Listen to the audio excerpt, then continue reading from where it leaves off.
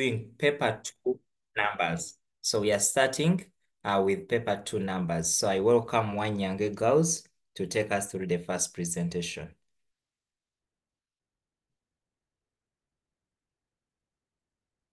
Teacher Samuel, are we there?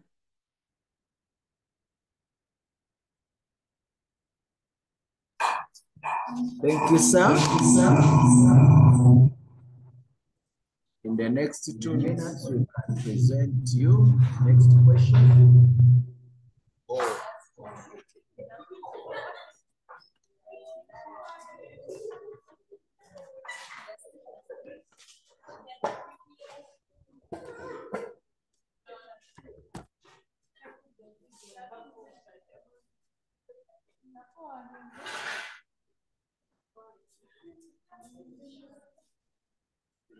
I'm going also to ask Teacher Samuel, as the candidates get ready, to be ready to give us also, to give the candidates a package. All right, please. Okay. Yeah, our candidates, thank you so much for being patient. I know we started some time back, and you've been patiently waiting to see what's going on. I know you're coming and you're sitting, listen and attentively attend to these different ways of calculations. From paper 1, it's not for the sake. You have improved. The only task you have now is to go and explore more from what you've got today. I know some of you would have not come across some of this work depending on your coverage back at school, but this is also a privilege to open up the iceberg so that by the time now the teacher starts to teach particular topics like the conic sections, you know, you have something already you know about it. So my only request to you candidates is that get more inclusive in everything you are doing. With mathematics, you need to get involved right away as your own, right away as a class, and right away with your teacher. So make sure you get more and more strict on time management and ensuring that you become practically, you work practically. The mathematics needs you to work practically. So my request to you students is that get more involved in working out. We now have a set of questions right away from this seminar, and I know if we need more, we can get them. So I just wish you well. I pray that you remain patient until the end. However, to Mr. Kaziba, this has been a special privilege for us as teachers in Uganda, teachers who are teaching mathematics.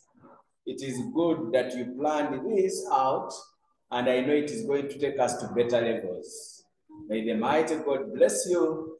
We pray we continue with that spirit of hard work and working in unison. God bless you.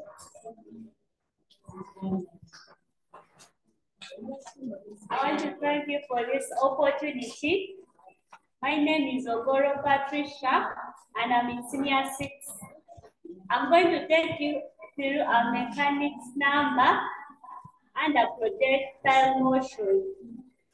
So my question is 75.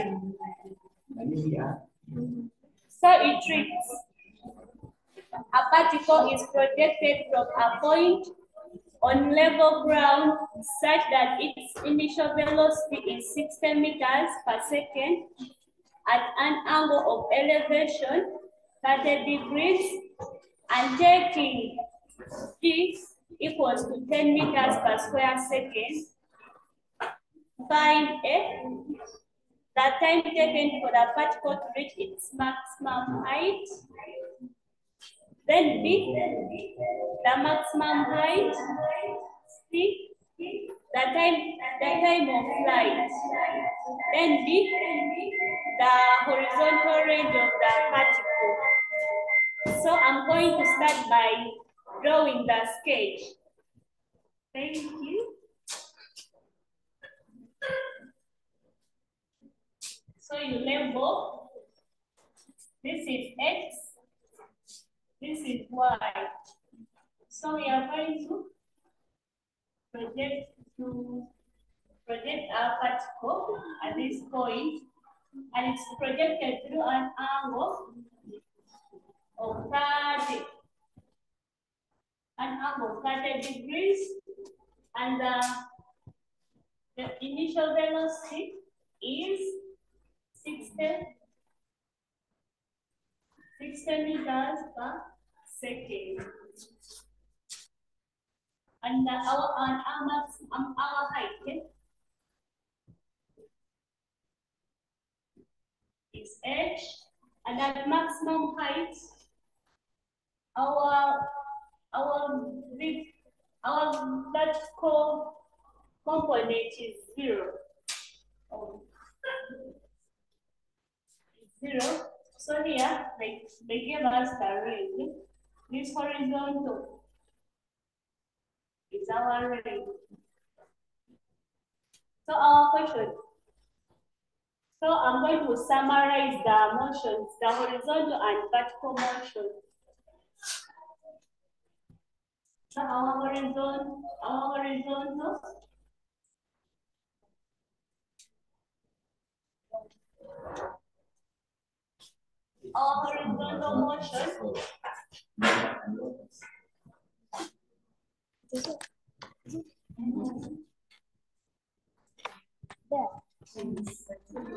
so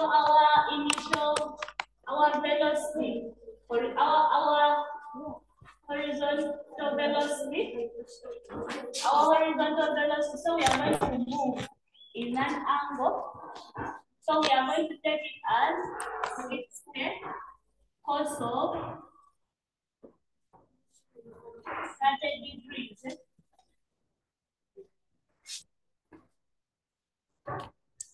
We know that 30 degrees is a special angle. It's a special angle.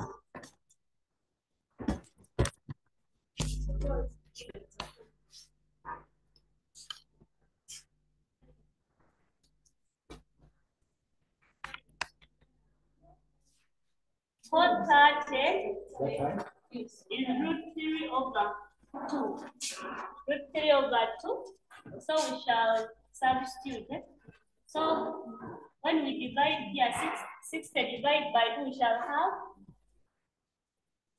30 into 3 meters per second. Then our acceleration, for horizontal, the acceleration is 0. The particle is at 0. So it is 0 meters per square second. And our time, since they didn't give us time, it is t. Then our distance or displacement is the range, horizontal, because we are moving from here up to here. So our distance is going to be r.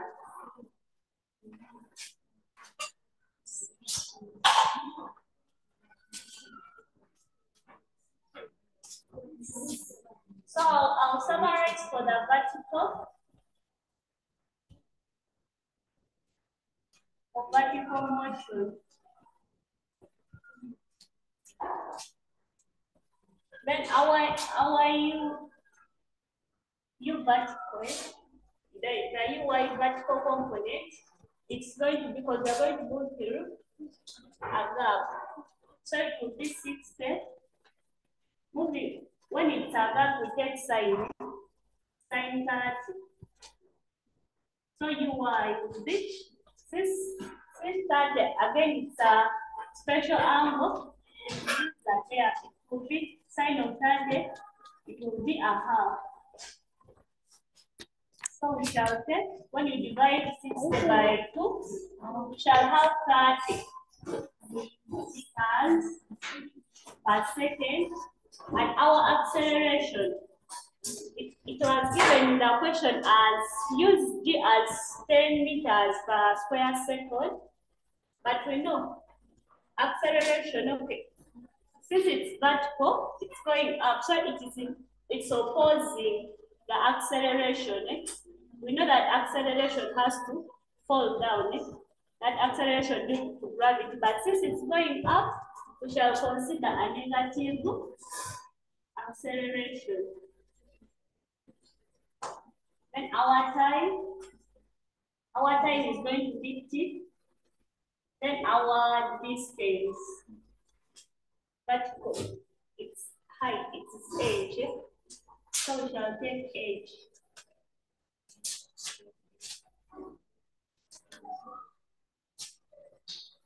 So we shall answer our A. They're telling us to find the time taken for the particle to reach maximum height. But to answer this question, we are going to apply the Newton's equations of motion. Now I'll use the first equation.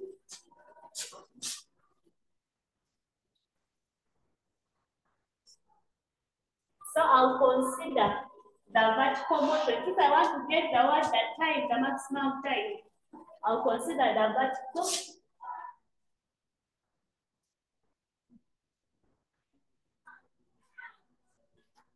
But using C equals to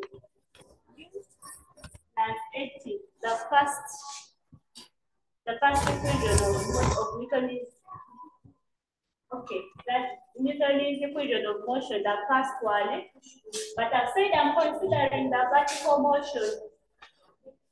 So I'll take V as my Dy, then my U as Uy for vertical motion, then my acceleration, but it's a negative, then T. But I know that at the vertical component, velocity is 0. So put here 0, then my Y for vertical, I got it at 30. Then minus my acceleration, they gave me 10, and my, because I'm looking for T. So I'll make this the unknown to cross this side. So it will be 10 T equals to 30. So my time will be 3 seconds. So I'll answer B. They want me to find the maximum height.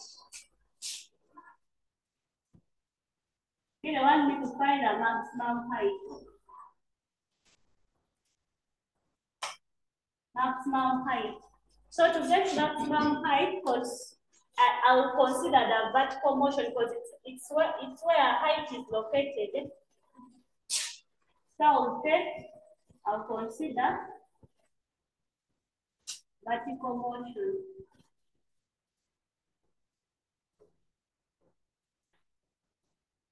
And here I'll use using the second Newton's equation of motion, which says that S equals to ut plus a half 80 squared. So I'll substitute. I'll take my S as H equals to my U is going to be Uy, then my T. Since I've already gotten it, I'll first leave it. So I'll get my acceleration. I already did my time, have it. So I'll just substitute. To get height, my Uy, I got it at 30. My time is 3. Then minus a half into 10 times the time, which is 3. So here I'll have 90. minus, so this will be 10 divided by 2, it will be 5. So 5 times 3, I'll have 45. So 90 minus 45, I'll have 45 meters. So I'll conclude that is my maximum height. Eh? So then question C wants me to find the time of the flight. Okay, time of the flight, they mean the whole time. Like from initial up, again that's up to the 0, up to the 0. So consider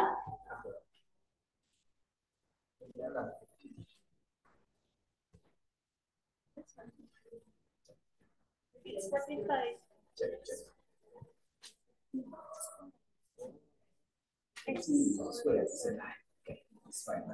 Thank you. So here I want to find the time of the flight. Eh? But to take you back to my diagram, eh? Finding the time.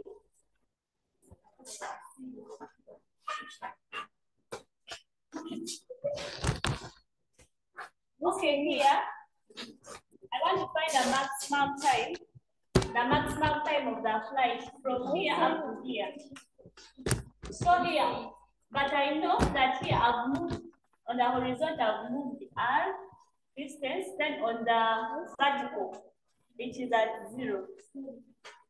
So I'll use this to help me find the time of the flight. But I'll consider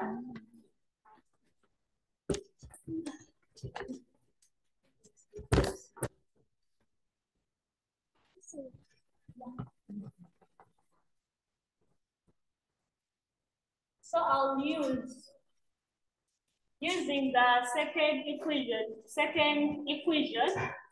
I'll say S equals to ut plus a half h squared.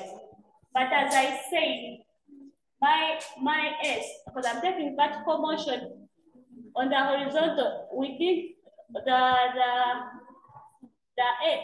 S is going to be 0 because it didn't make any movement.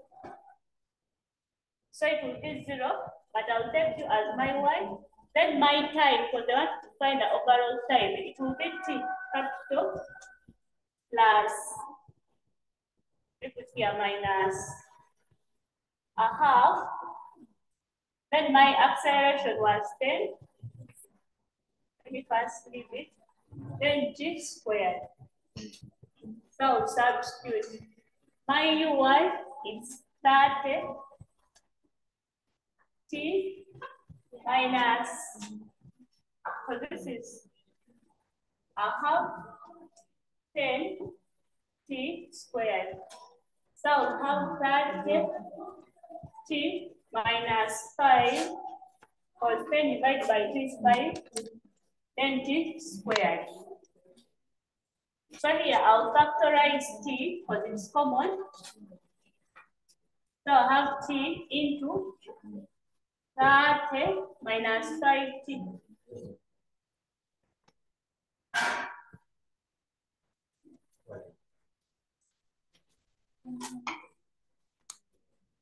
Therefore, I'll say either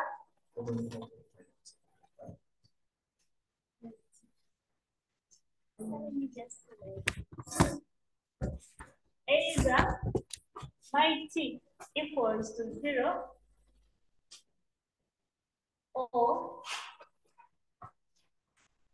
30 minus 5T equals to 0.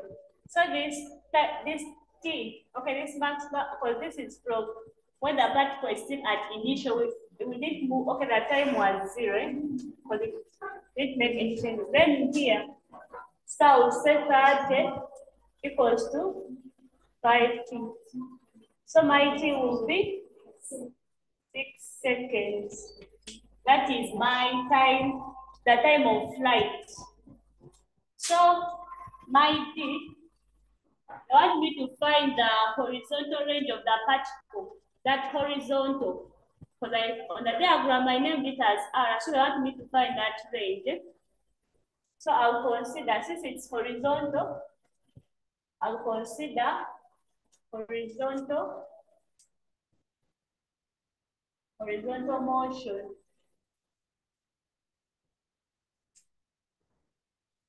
So using the second equation, so S will be UT plus a half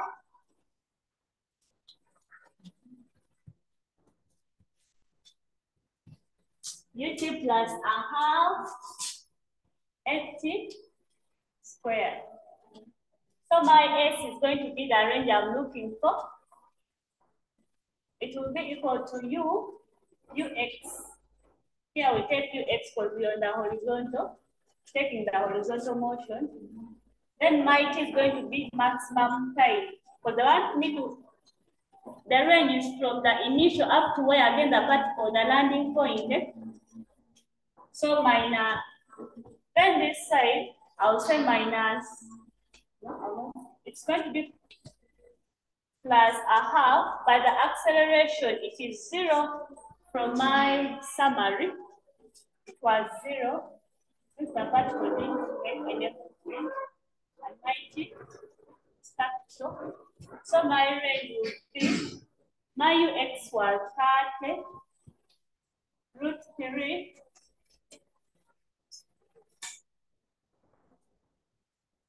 which is plus 0.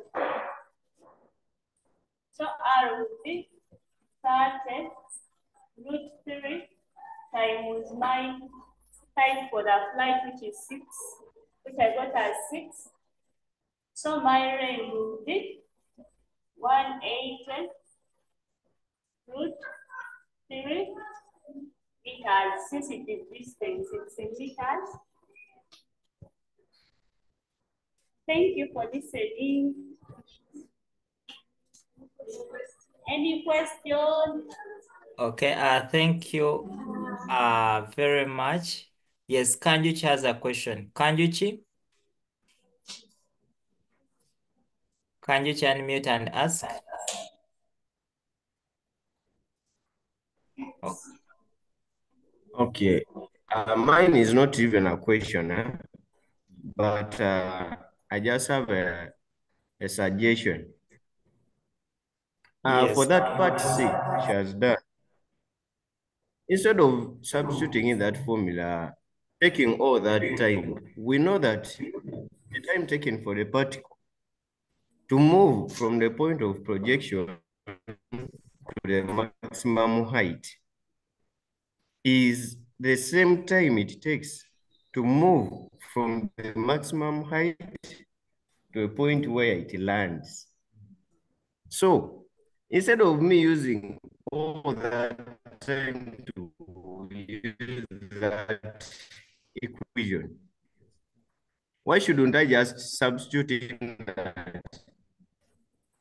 Okay, Since I get the total time taken for the particle to move from the 0 position to the final position, why shouldn't I just substitute in that? Capital T equals to 2. Okay, thank you. Why shouldn't I just substitute that capital T is equals to 2 times small t? Okay, I get your question, but here that is another second alternative. Yeah, that's what I In had case to you say. don't want to go with this one, you can say,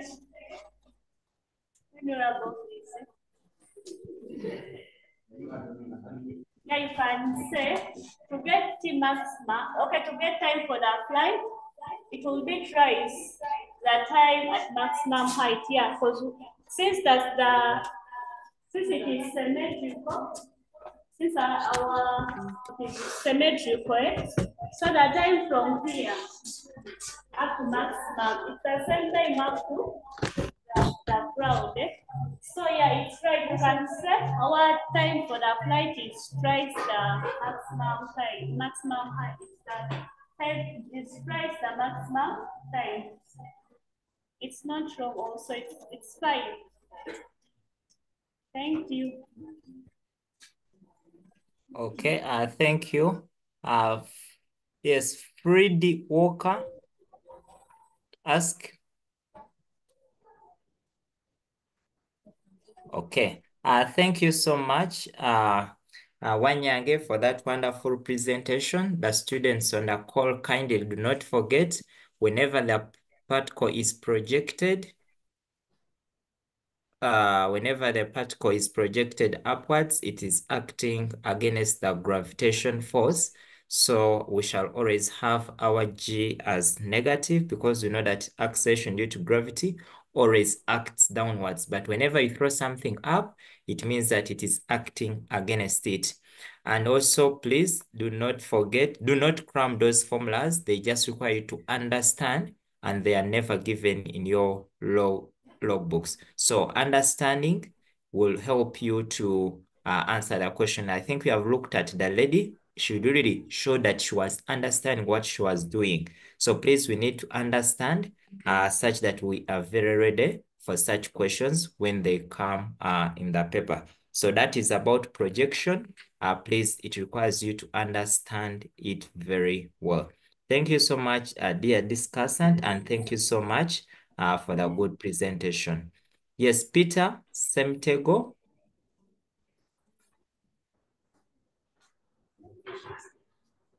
Okay. Next, thank you so much, Teacher Samuel and the team, for the wonderful presentations we have obtained from Wanyange.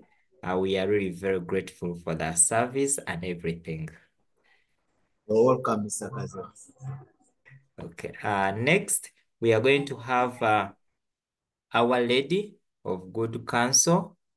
Our Lady, to unmute, and you take us through your number of paper 2. Our Lady.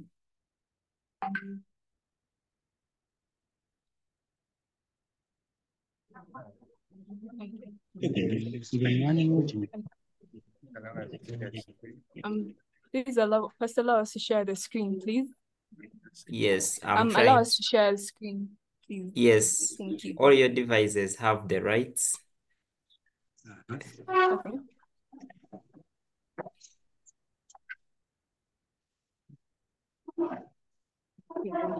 Good afternoon, everyone. My name is Maria Agwang, and I'm going to be presenting number 70.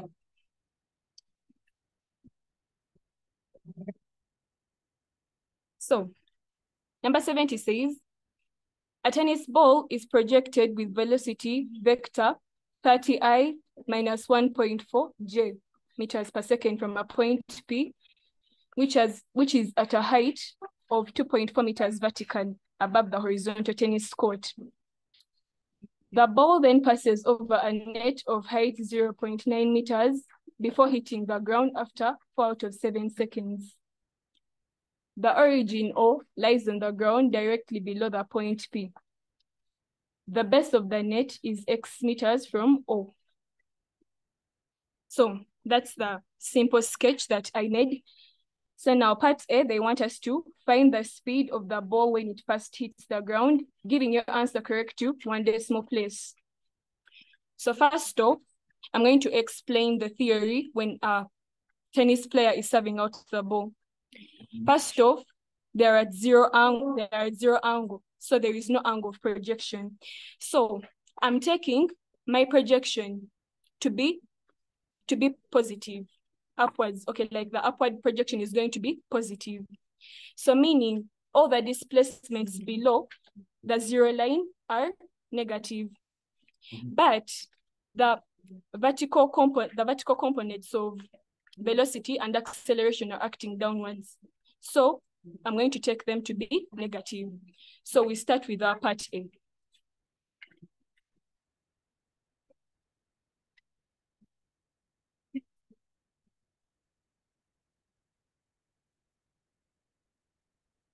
So this is 70.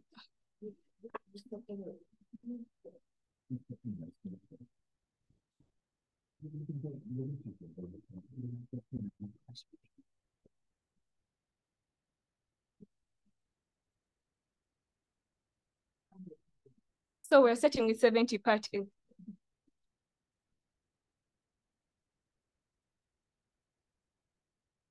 Now, we're going to use the third equation of motion, which is v squared is equal to u squared plus 2as.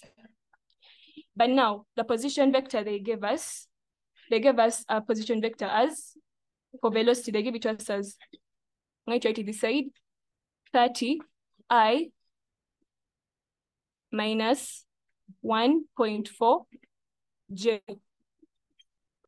This is all in meters per second. So first off, we're going to consider vertical motion.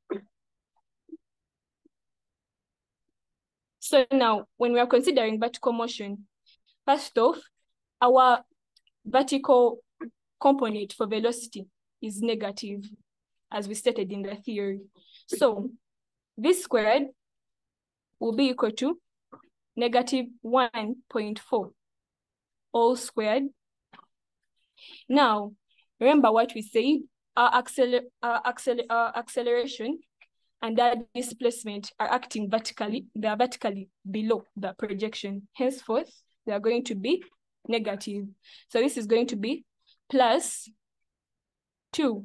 And since we are considering a vertical motion, our acceleration is going to be due to gravity. So it's going to be plus negative 9.8, then times negative 2.4. This is according to what I said in the theory. When we are considering our projection to be vertical, like it's vertically upwards, but it is positive.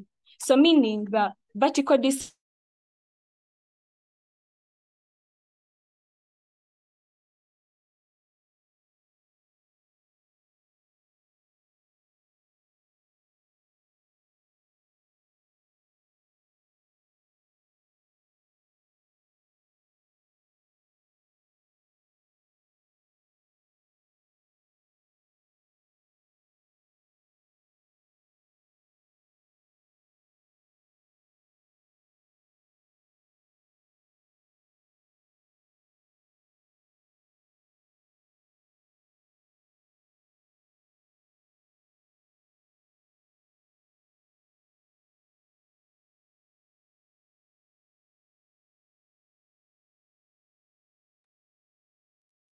Oh, okay, let's give them some few minutes. Yes, but as they get back, I don't know, Teacher Peter, can you be saying something as we get our lady? Hello. Yes, you are clear. Okay. Thank you for the opportunity given to me. Okay. I wanted to say something about the question 75 that was presented by Wanyang. Hello? Yes, kindly go on, Teacher Peter. Okay. So, one, I thank them for using the units of distances, velocities very well. Because in mechanics, that is the requirement. Two, for deriving the equations of motion related to the projectile. But I had a suggestion. Somewhere she was using A. And on the second step of substitution, I thought it would have been wise not to use the A because they had already now changed it to 0 was equal to something. And therefore, would have used it would have been better to use a G in that case. Lastly, especially when the G is not given, there are always challenges of students substituting a different G, especially those of physics, forgetting the G of mathematics of 9.8. So they should be keen about it And then there's something talked about the people who cram the formula. It may easily come from the side of physics where they may not derive. Fortunately, when it is substituted well, they still have the marks got. Thank you. Thank you so much, Teacher Peter, for the submission. Yes, our lady, we can continue. Thank you so much. So, sorry for the network error, but let us continue. So, we have gotten our velocity, but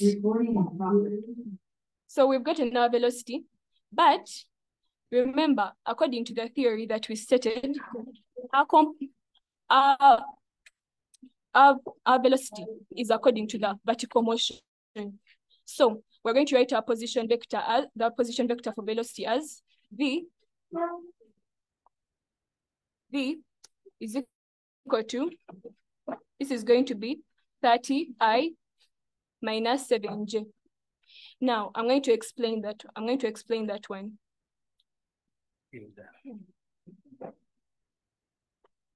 In meters per second. So we are considering vertical motion, meaning the horizontal component of acceleration is 0. Henceforth, our horizontal speed or our horizontal velocity is going to be constant. So the 30I is going to be maintained. So now, in order to get the speed at which the ball first hits the ground, we are going to get the magnitude of this position vector. So RV will be equal to the magnitude of 30 squared minus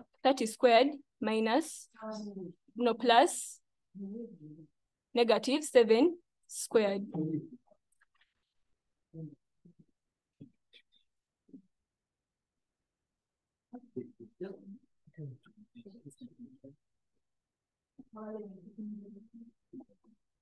So the final answer we're going to get here is equal to 30.8, since they wanted the answer correct to 1 decimal place.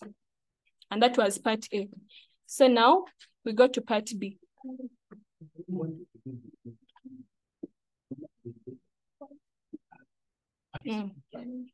This is part B. So part B says that after 2 out of 5 seconds, the ball is directly above the net. Part 1, find the position vector of the ball after 2 out of 5 seconds. So our time is 2 out of 5 seconds. So now we're going to use they want us to find the position vector of the ball, meaning they want the position vector of displacement. So we're going to use the second equation of motion, which is S is equal to UT plus a half AT squared. But here we are considering the velocity. We are going to consider the velocity containing both the vertical and horizontal components. So RS will be equal to UT, which is going to be 30I minus 1.4 J. Then times our time, which is 2 out of 5, plus, first again, we are going to consider the other theory, whereby our component of acceleration is negative. So it's going to be plus a half into negative 9.8, then times 2 out of 5 squared, negative.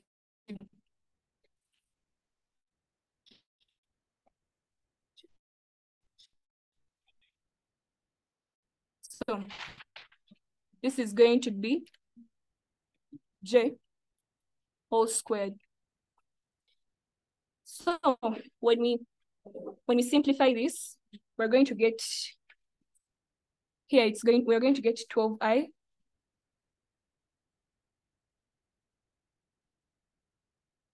minus 1.344 J. This is our component of this is a vector for displacements. That's a position vector that they wanted. I'm going to give my answer in meters. Okay. Then we're going to go to part 2. Part 2 says that, hence determine the value of x and show that the ball clears the net by approximately 16 centimeters. Now, according to the position vector we've attained, our value of x is direct. Our value of x is going to be 12. It's going to be that 12. It's going to be that 12. So x is going to be equal to 12 meters. Now they said, and show that the ball clears the net by approximately 16 centimeters. So now, go back to my diagram. According to what we got in the answer below, we got the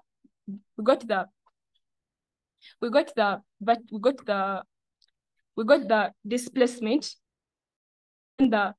when the ball is directly above the net. So meaning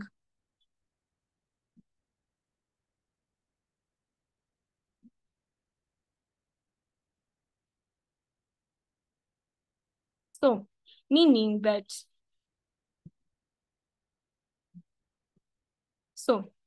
this here, what I've drawn here is my zero line. Now what I got was,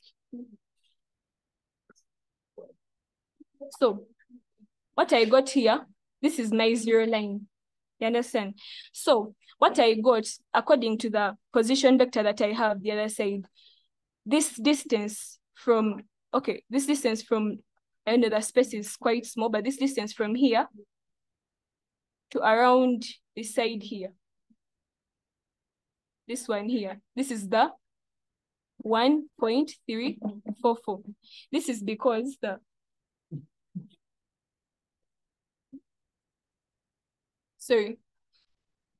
it's a this.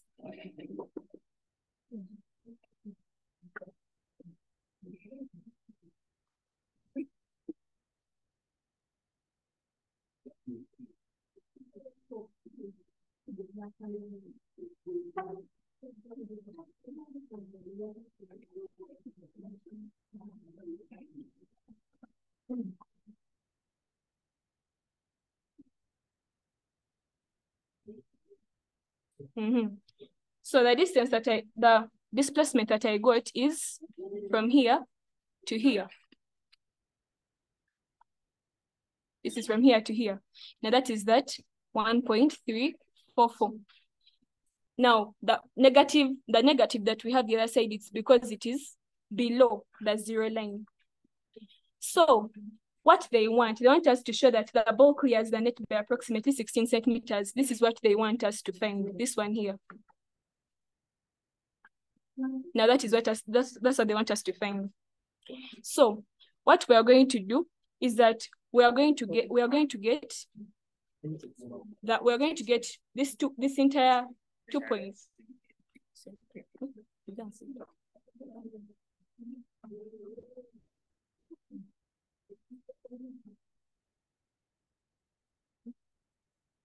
So what we are going to do is that we're going to get this 2.4.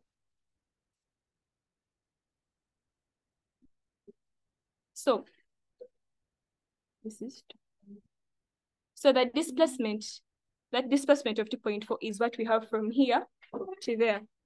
So what we are going to find, we want to find this distance just before when the ball is directly above the net. No, we are going to show that the ball clears the net by approximately 16 centimeters, and that is the approximation that they want here to here. So what we are going to first do, we're going to get the 2.4 and subtract it from the 1.344.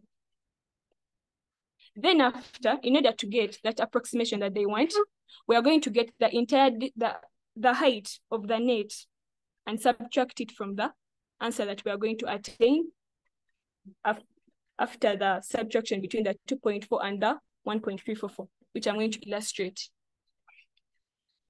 Okay, so we're going to get 2.4 minus 1.344. And that answer is going to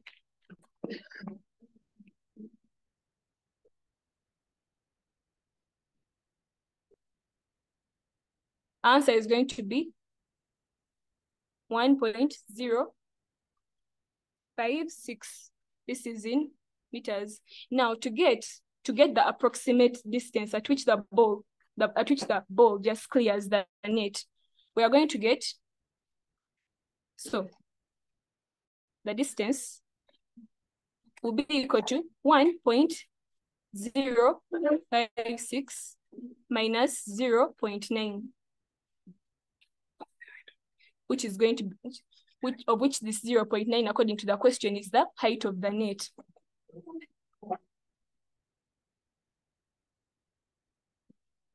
So our answer is going to be equal to 0.156 in meters. Now they want us to show that it is the answer they gave us in the question is in centimeters. So this in centimeters is going to be, we're going to multiply this by 100. So it's going to be equal to 15.6, which is approximately 16 centimeters as required. Thank you so much for listening. So there is another part, which is part C. Now part C, it says that in fact, the ball clears the net by only 4 centimeters. Explain why the observed value is different from the value calculated in B part 2. So for that one, what I think is that it is because when you throw the ball, there are a bunch of forces that are, okay, there is work done. Okay, there is work being done against some forces. For example, air resistance. Yes, so that was number 70. Thank you so much, our ladies of good counsel. There is a question. And another okay. thing I wanted to say is that when we are, usually when we are calculating, we consider these forces to be negligible. Thank you for listening. Okay, thank you so much. Hassan Waswa? Yes. Good afternoon. Good afternoon to you.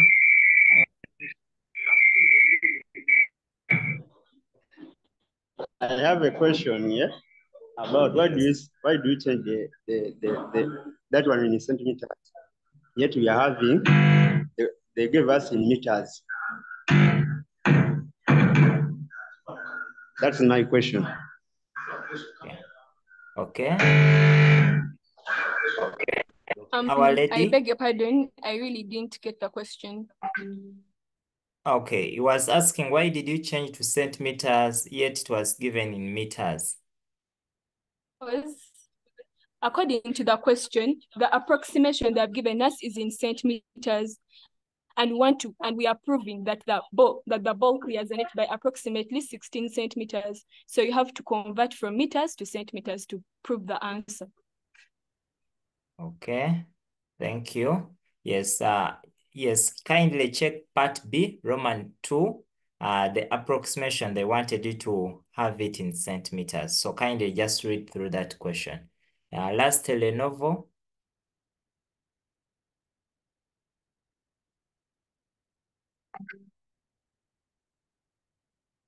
Okay, yes, BISS.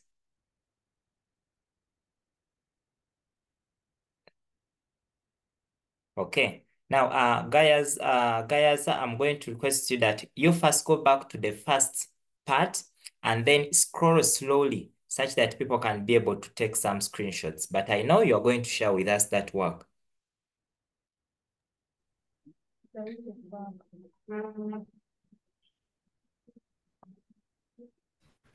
So, yeah.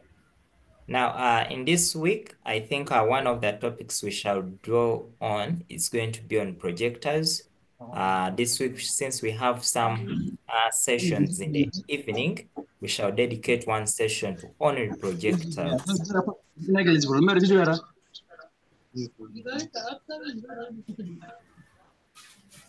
Okay, yeah, guys, you can scroll slowly.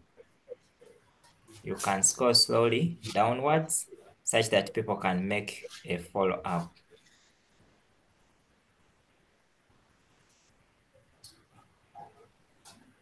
Okay, we are going to have St. Mary's Assumpta. St. Mary's Assumpta, get ready.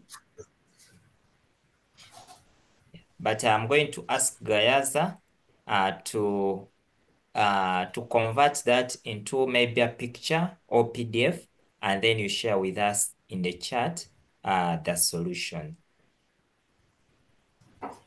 Okay. Thank you so much, Our Lady of Good Counsel, for the wonderful presentation. Thank you so much, Teacher Henry and your team for the wonderful presentation.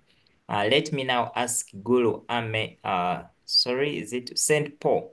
Paul, that is Teacher Pio, to take us through one number, Anak.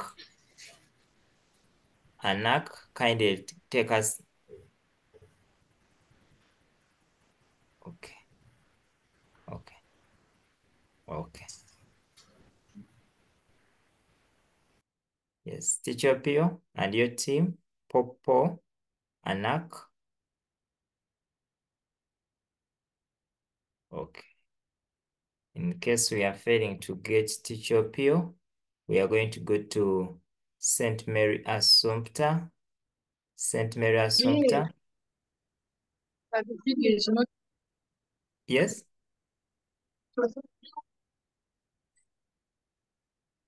St. Mary Assumpta girls. Yes, this is St. Mary Assumpta. Present a number right now.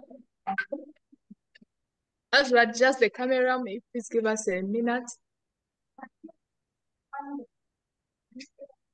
Yeah, sound recording.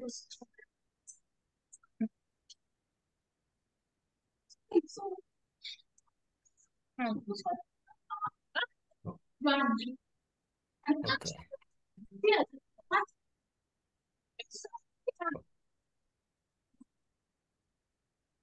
Yeah. Okay. Okay, we're presenting question 115. It reads, the marks scored in an exam are normally distributed between 56, and that is our then the standard deviation Not for appearing. so that's the sigma.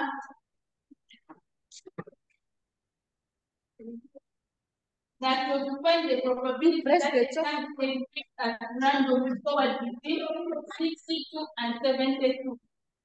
Between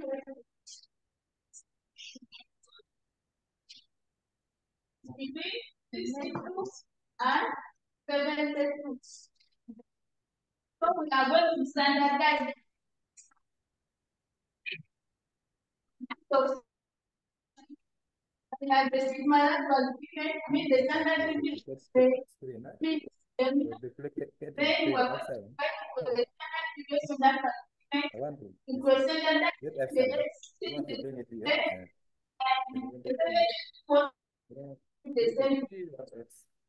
function PP.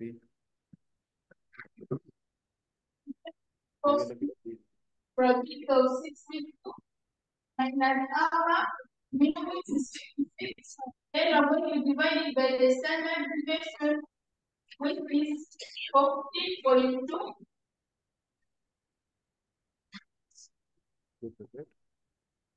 The camera person, kindly move a bit closer. This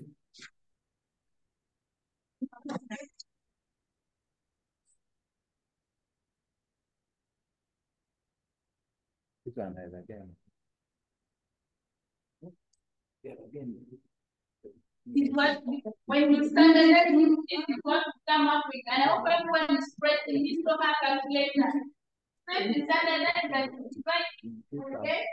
We open this account. We are new to this account. Direct us now to the board. Okay. We are supposed to use this account, not that one on the phone.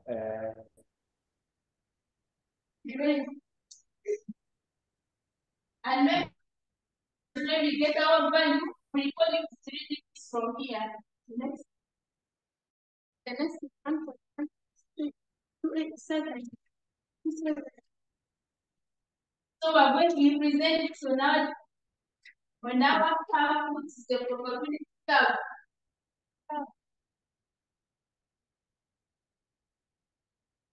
and this is divided by the unit 4 parts. The total probability is 1, this side is 0.5, and this side is also 0.5.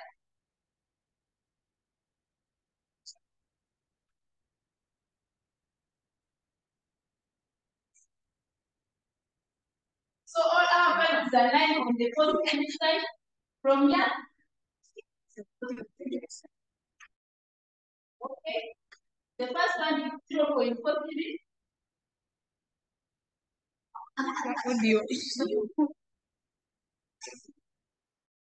Then the next is 1.127. And in fact, from the question it's saying that the candidate square between between this value and this one.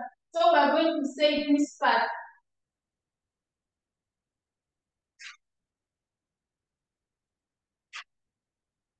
We're going to get the probability of the said part. 0.4, 2, 3, less than 5, and it's less than 1.127. So we are going to say probability of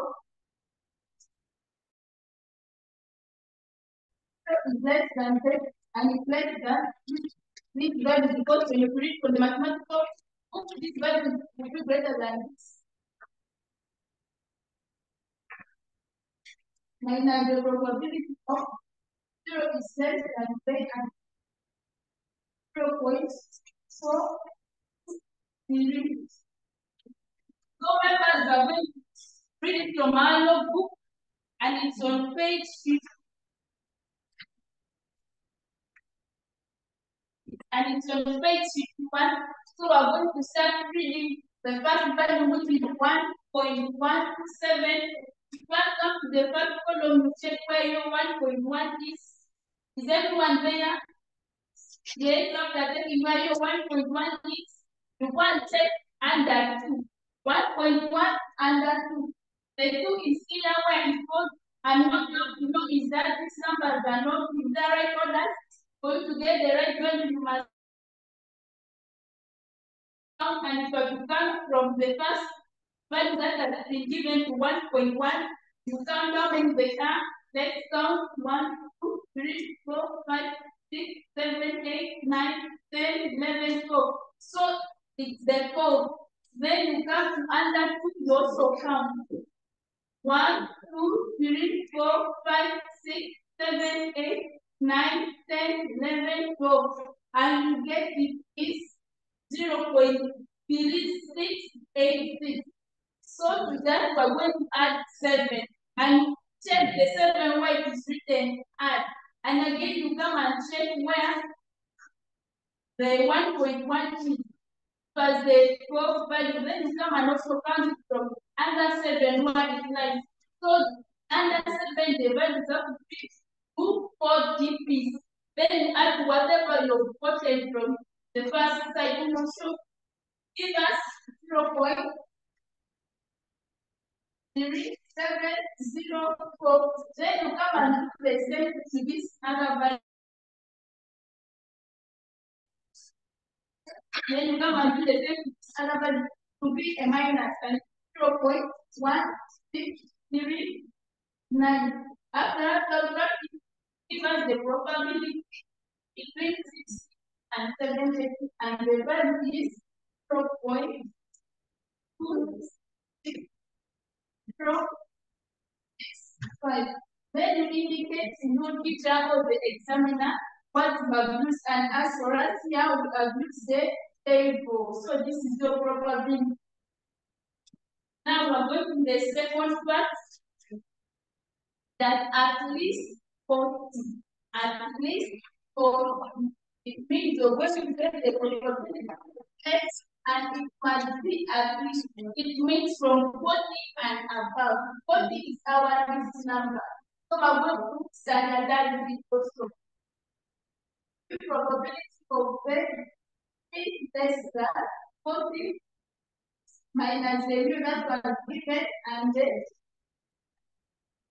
so it will be probability of is less than. So remember, then you subtract, what will you get?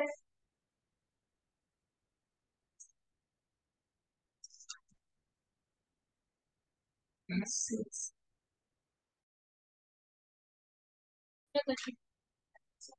Probability of Z is less than, is greater than 0.1111.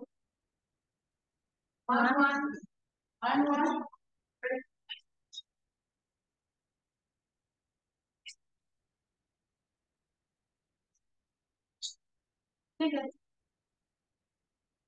1.1.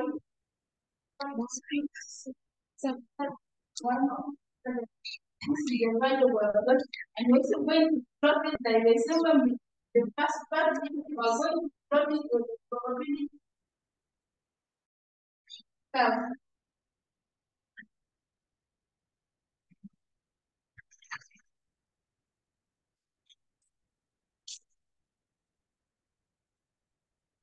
So when it's negative, so it is going to lie on the negative side, and it is negative 1.127, and it is saying that they must be greater than negative 1.17, and the value that are greater lies here.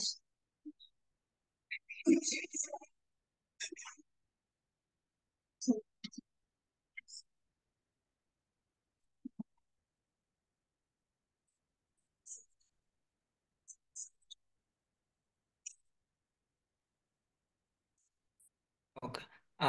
Mary Assumpta, I'm going to request that you rewrite the first thing of 62 less than x less than 72. You forgot less than 72.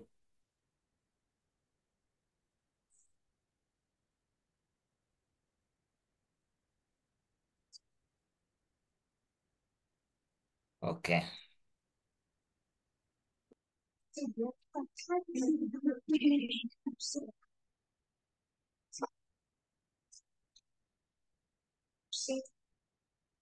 So since that side is not enough, proceeding to this side.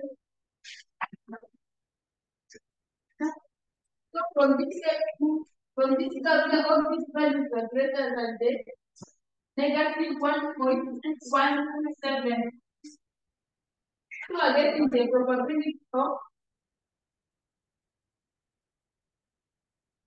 0 is less than z, and it's less than negative 1.127. We're going to do it the same way that we did it for the first one, and it will be 0.5, because from this down here, this is already 0.5, and the remaining value that we want to get is value to this one to get the probability of students that will score at least 40.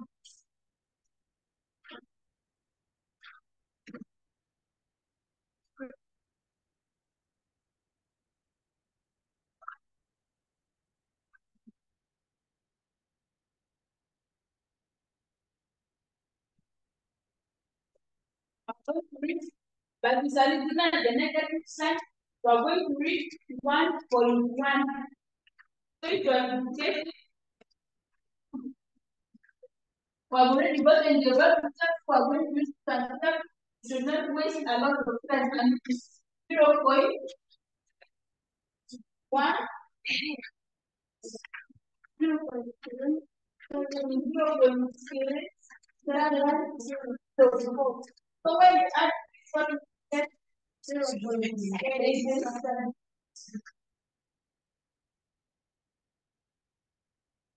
Then you get what the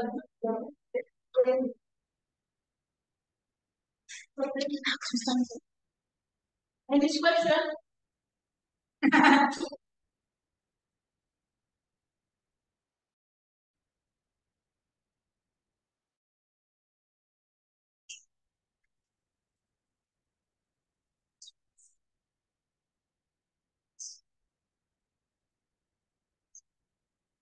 Okay.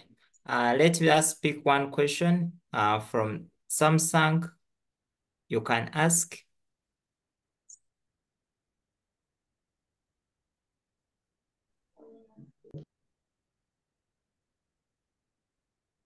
Okay. I think okay, I think it's okay. Please, when you are reading your values from the table, like how she has said, make sure you write to the required number of decimal places, and you can indicate that you have read them from the table or from the calculator. Hope you know that you can as well have these values obtained from your calculator. So you can as well use the calculator to obtain those answers. And for such scenarios, when you use a calculator, please show clearly that you have read them from the calculator. So you put cal to show or to stand that you have read from the calculator. Number two, when you are attempting such numbers, do not forget to those bell shapes are really very important to show the region where the Z lies. So make sure that you do not just go direct to the answer, but show those asymmetrical diagrams such that you can obtain that mark. Don't leave them out because they are really important when they are awarding the scores for them. So, but always the first thing you have to do is to standardize the values you are working on. But still, we want to thank St. Mary's Assumpta for the wonderful presentation. Kindly take for us the photo of the whole number you have done. And then we shall call you on to take us through the second number you have in paper 2. Thank you so much, St. Mary Assumpta. Next, we are going to have Popo Anak. And then after that, we shall have, I'm saying we have other schools that want to make some presentation. St. Paul Anak, kindly, Popo Anak.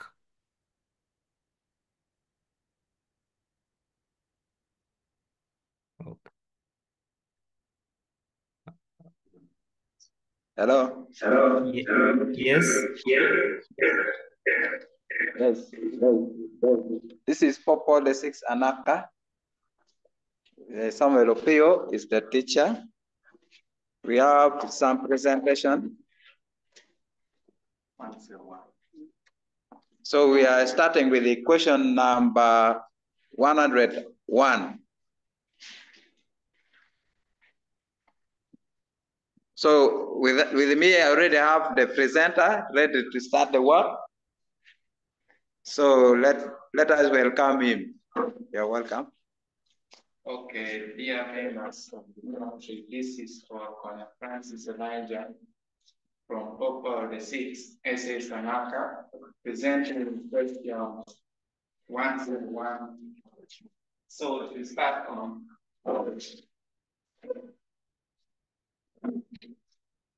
the question 101 was talking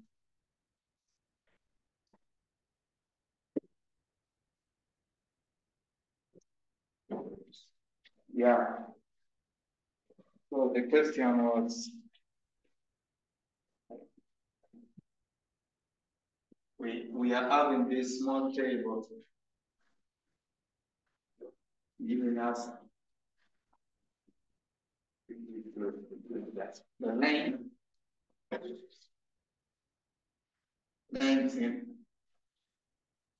in centimeters, and then number of plants.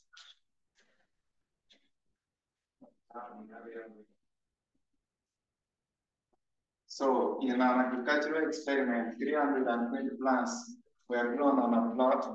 The length of the stem were measured in the nearest centimeter. 10 weeks after planting, the lengths were found to be distributed as in the following table. So we are having this small table. Now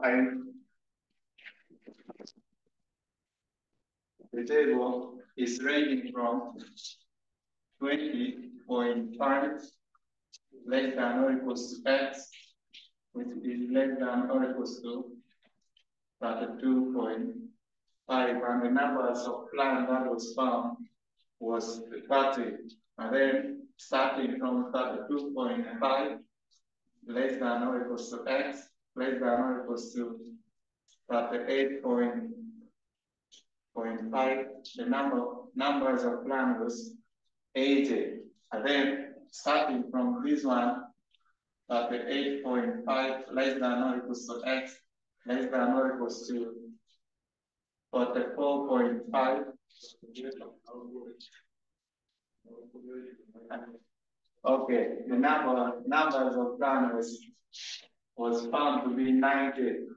And then proceeding 44.5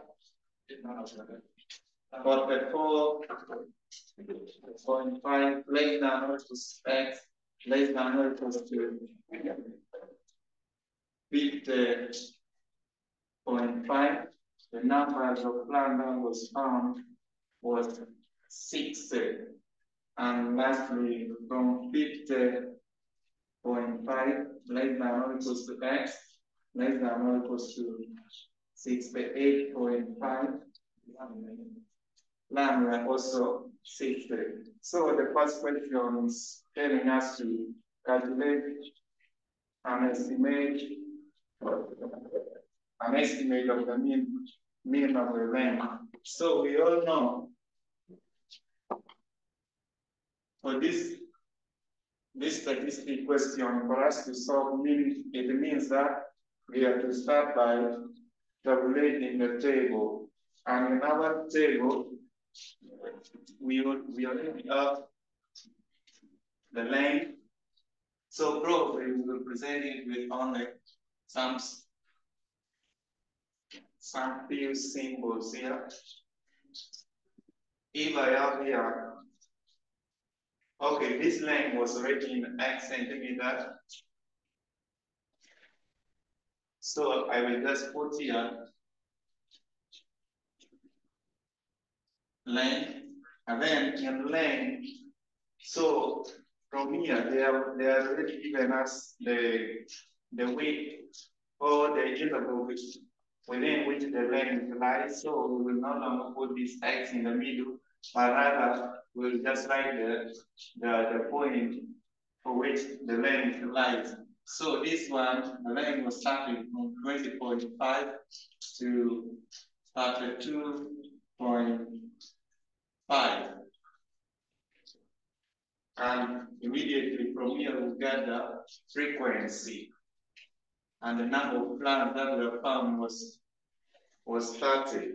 And then from 32.5 to, so this okay, 32.5 to 38.5, the numbers of plants, which is the frequency, is 80. And then 38.5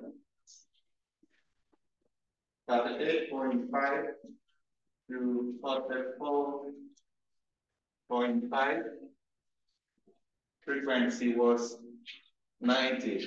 And then from 44.5 to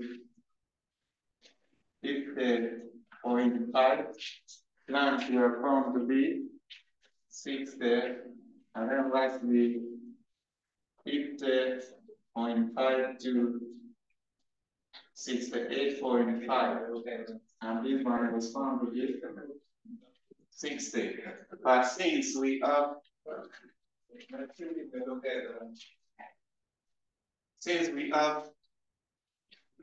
two intervals, mean that we are supposed to get x, because in our question we have to estimate the mean plane, and all of us know that mean is given by summation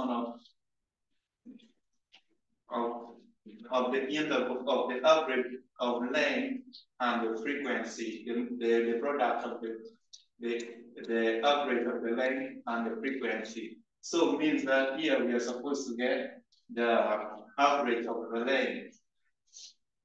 Calculator, please. So we are getting, okay, you can get from there.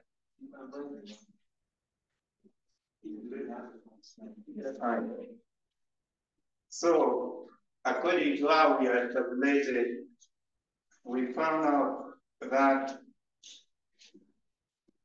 the average between this and this was 26.5,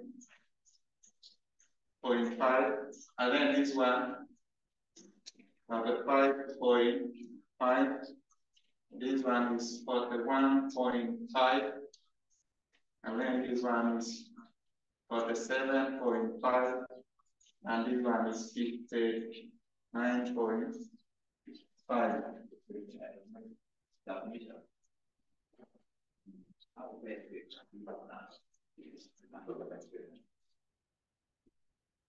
Okay, after getting the average of the length, straight away we are going to get the product between the product of the frequency and the average of the length of this, so that we have a formula to find out what our mean length. So from here we get f of x.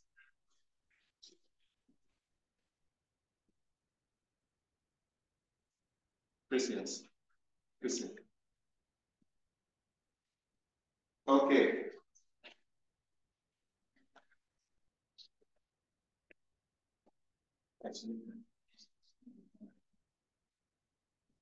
Okay, we shall get the product between these two. You just press that.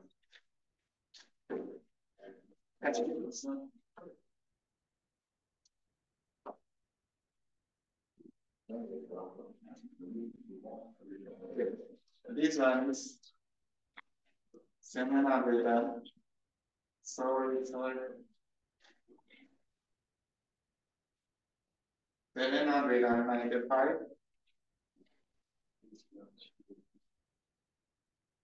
This one is 200 and we have this one 300 at the time, and then 2,850, and lastly we have 3,570. So from here, when we have already reached this level, we calculate the summation of the frequency, and then the summation of f of x. So here we simply get summation of f. But from the question itself was telling us that in an agricultural experiment, 320 plants were grown on a plot. So it means that if you sum up all of this one, you should get 320. For more clarification, you will need to verify from your calculator, but it will bring this one. So as we proceed, it means that we are also to get summation of f of x from here.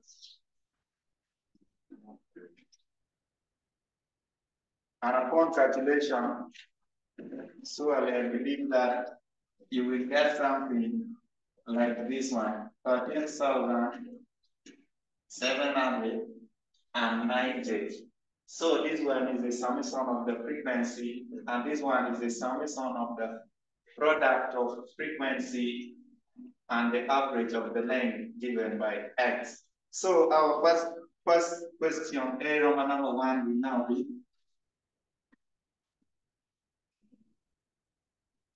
we are supposed to calculate the mean.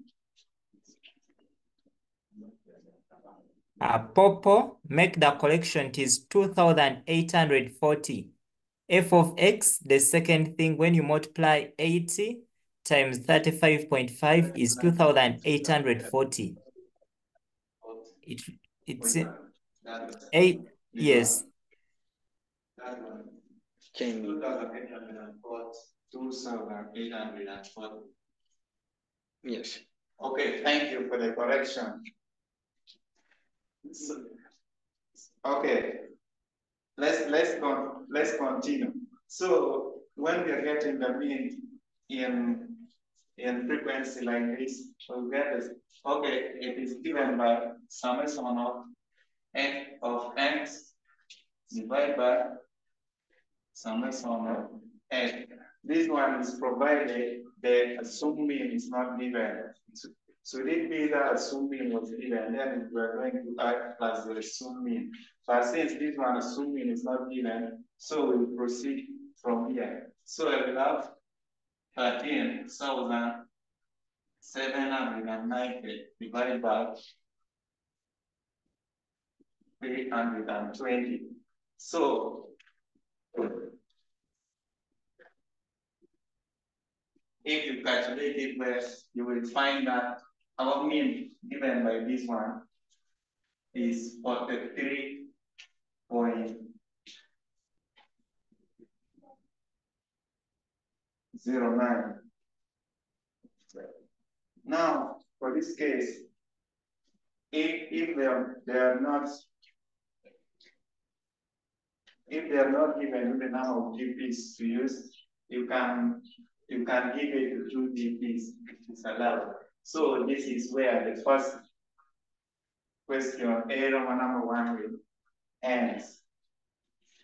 And then we can go to A Roman number 2.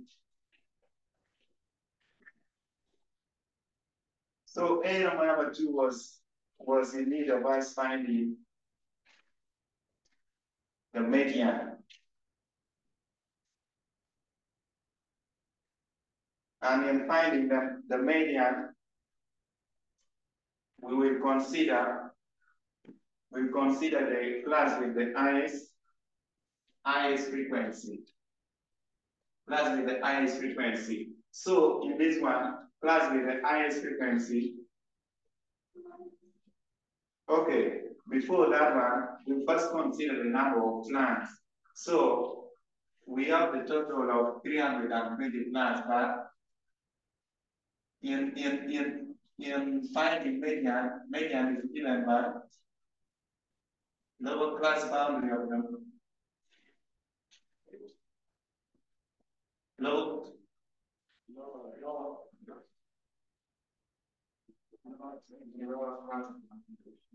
Plus open bracket summation of f out of 2 minus second. So probably because we are not full circulating frequency here, we can use an alternative way to find the median rather than this one. So I want us to find using linear interpolation and extrapolation. So in finding using linear interpolation and extrapolation, we will find out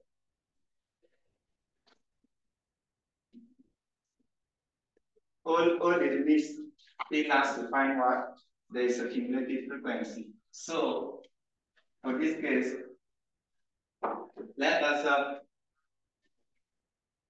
the one for cumulative, another box for cumulative frequency here. So here we say CF. So in CF, we know that it starts with 30 and it keeps on adding until it gets to the final, which will be the number of plants and it will be last here. So here we have 30 and here we have 110 plus 90, I will have 200, 260.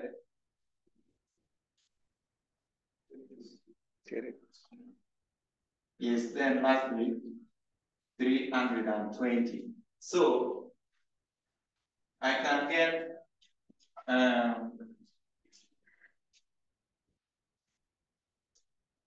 now I want to use linear interpolation and extrapolation, but before that, I know that what I want to get is the median. Now, median from here, I will get it from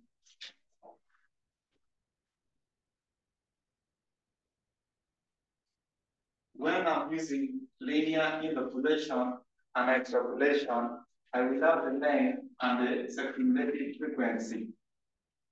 If this is my length, and I have my circulating frequency here, I will have 3 boxes here. And I know that my length, okay. Median lies between, okay, now I will find median equals to half summation of f, which this one will give us half times 320. So this one is where the median lies. So if we divide this one, we get 160. So that one will probably, we will put it in the second table, and then we will put the median length in the second column, and then we got the first column for this 110, and then the third column for 200. And under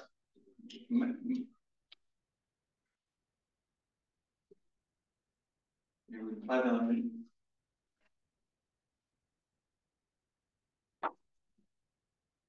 Okay, in length, we have the class boundary for length here. So we take the lower class boundary where the length lies, and it is 38.5, and the last one is for the 4.5. So here we have 38.5, and the length here, that it accommodates is 110. And then this one is 44.5, and the length here is 200. And then for n, we have just got it here, and then we put it to be under n. So this one will be our median length. So by using linear interpolation and extrapolation, if this one is A, this one is B, and then this one is C, I know that gradient in AB should be equals to gradient in BC. So to get gradient in AB is the difference between the B values and the A values, and then you divide it by the respective circulating frequency, and then you equate it to also the difference between B and C, and then you divide it by the respective circulating frequency. So to start on with this one will be n minus 8.45 divided by 160 minus 110. This one will give us 44.5 minus n divided by 200 minus 160. So if we tabulate this one, I hope this one will get shifted. So this one will be n minus 38.5 divided by 50 should be equals to 44.5 minus n divided by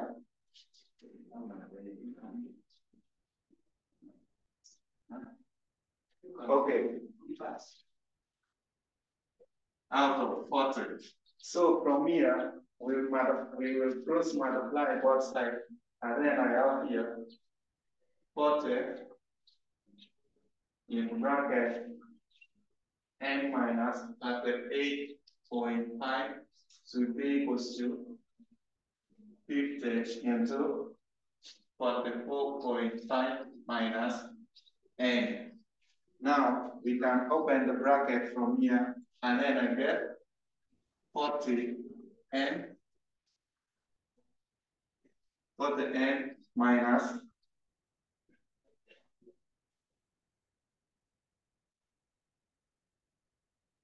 1540 equals to, when we open this bracket, I don't know that you will find 2225 minus 50 M. So we must be consistent in what we're doing if this one. Okay, let's continue. Now from here we collect the line terms. So I can say negative 10 n equals to, when we take this one that side,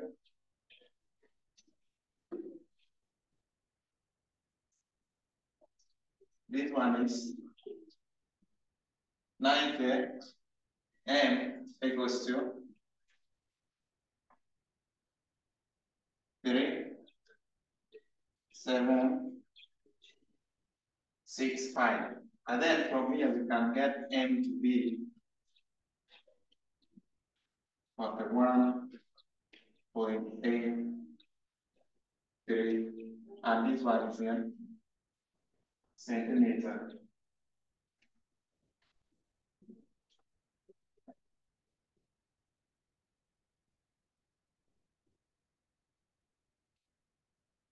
So this is the median. Oh, I'm sorry that we did not write the value for mean, but our mean was supposed to be 43.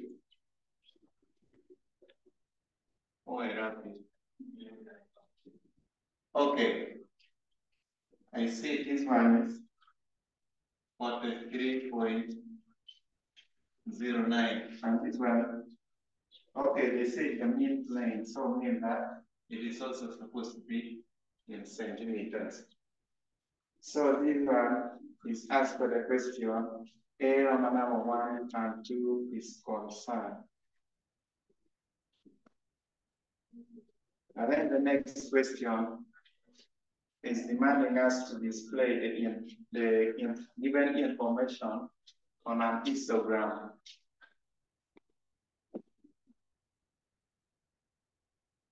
So to display this information on histogram,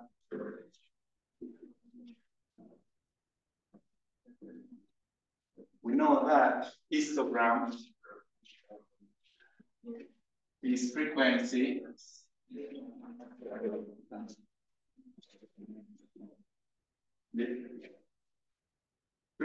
against upper class boundary.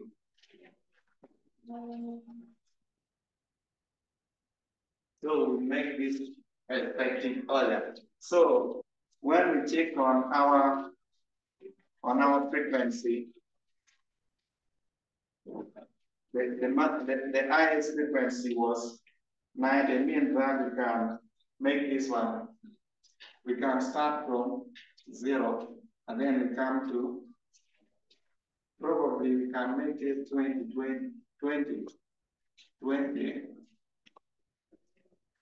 40,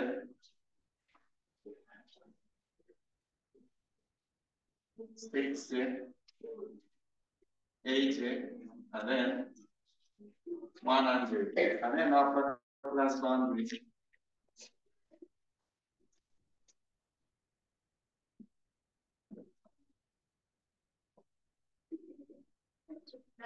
Upper class boundary, we will pick it from this range coming here. So class boundary will start from 20.5 coming to 32.5 at 8.5, and then 44.5,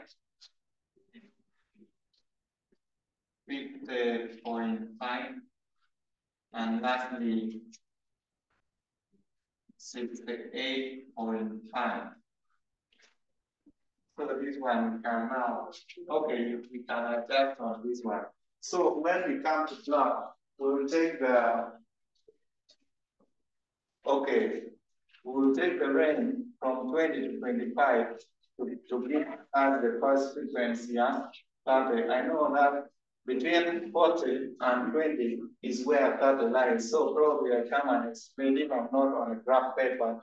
I come and estimate, but this one it's advised for you to use the graph paper. So for this case, I will come and just make this one here.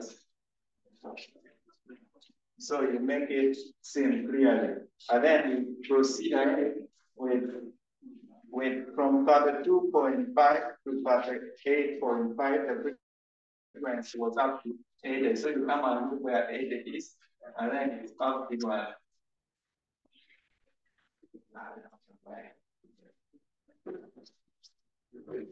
And then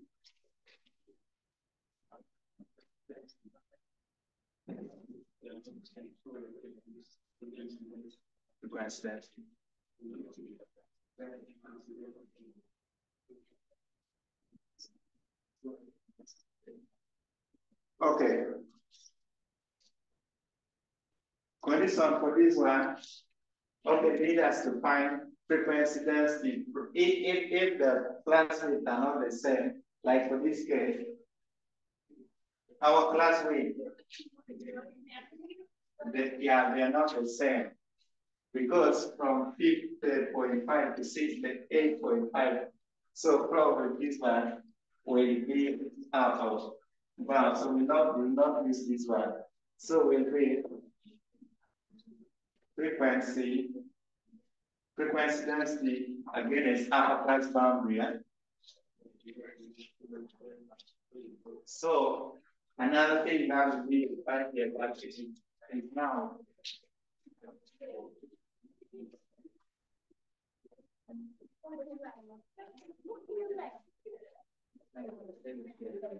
Right now.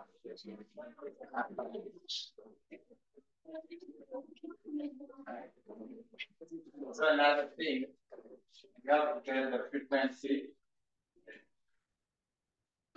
density. And the frequency density is got by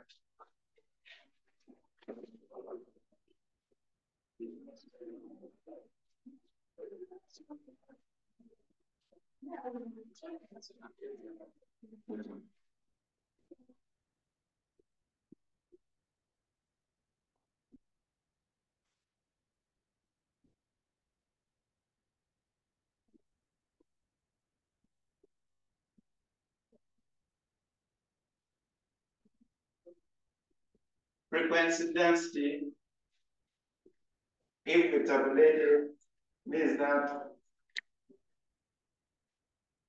from here, most likely to get 2.5, 13.5, 0.3, I mean, and then this one is 15,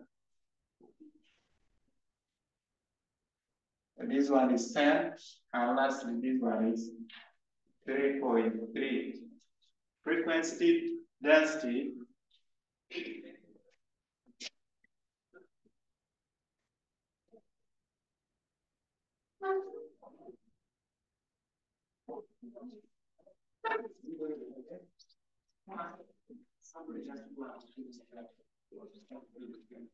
so now from here,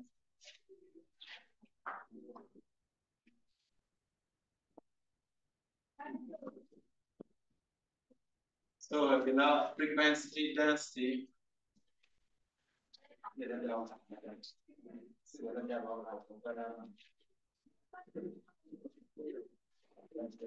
It will be frequency density against upper class boundary. So for upper class boundary, we can maintain the first one that we have used before.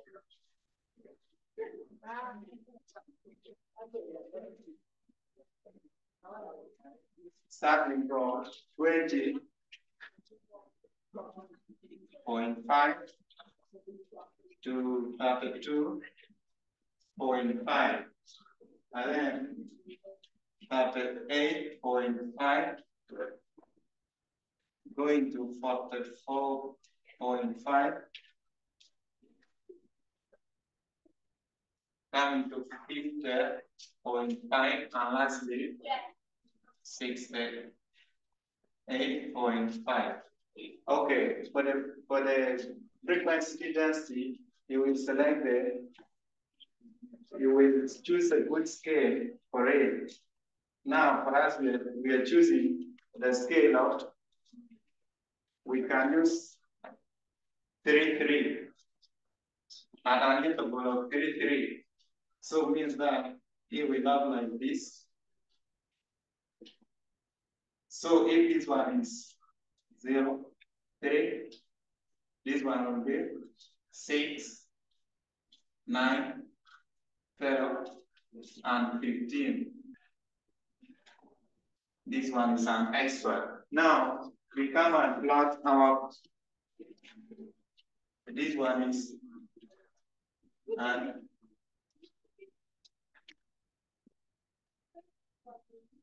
histogram. So the first value for frequency density is 2.5. Again, explained it to 20.5 to 32.5. So I come and plot 2.5 where it lies. So this one will lie in this range. And then the second one, 13.3, is lying between 32.5 to 38.5. So here I will have 13.3, approximately somewhere here.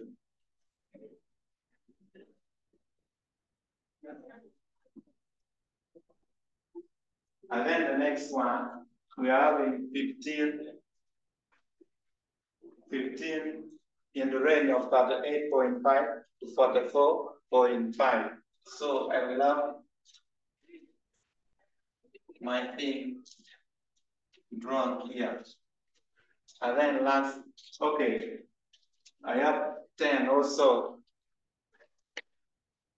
Graph estimate in this range.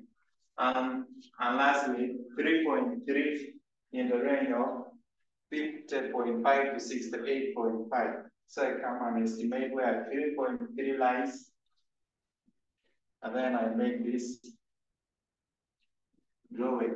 Then on the end, we can shade it so that we have our histogram clearly shown. So this one will be the histogram for the given data or the given information.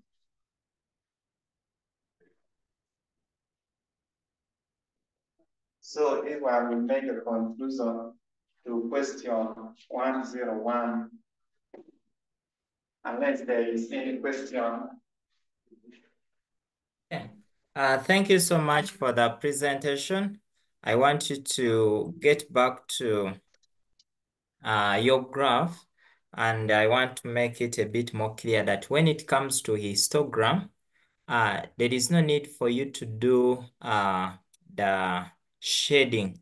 Reason being is that at times they may ask you to estimate something, meaning that if you have shaded, it may be hard for you to estimate those values. So the only graph that we shade is the graph. So for that case, there is no need for you to do the shading, because for histograms, at times they may ask you to make an estimation of a given value.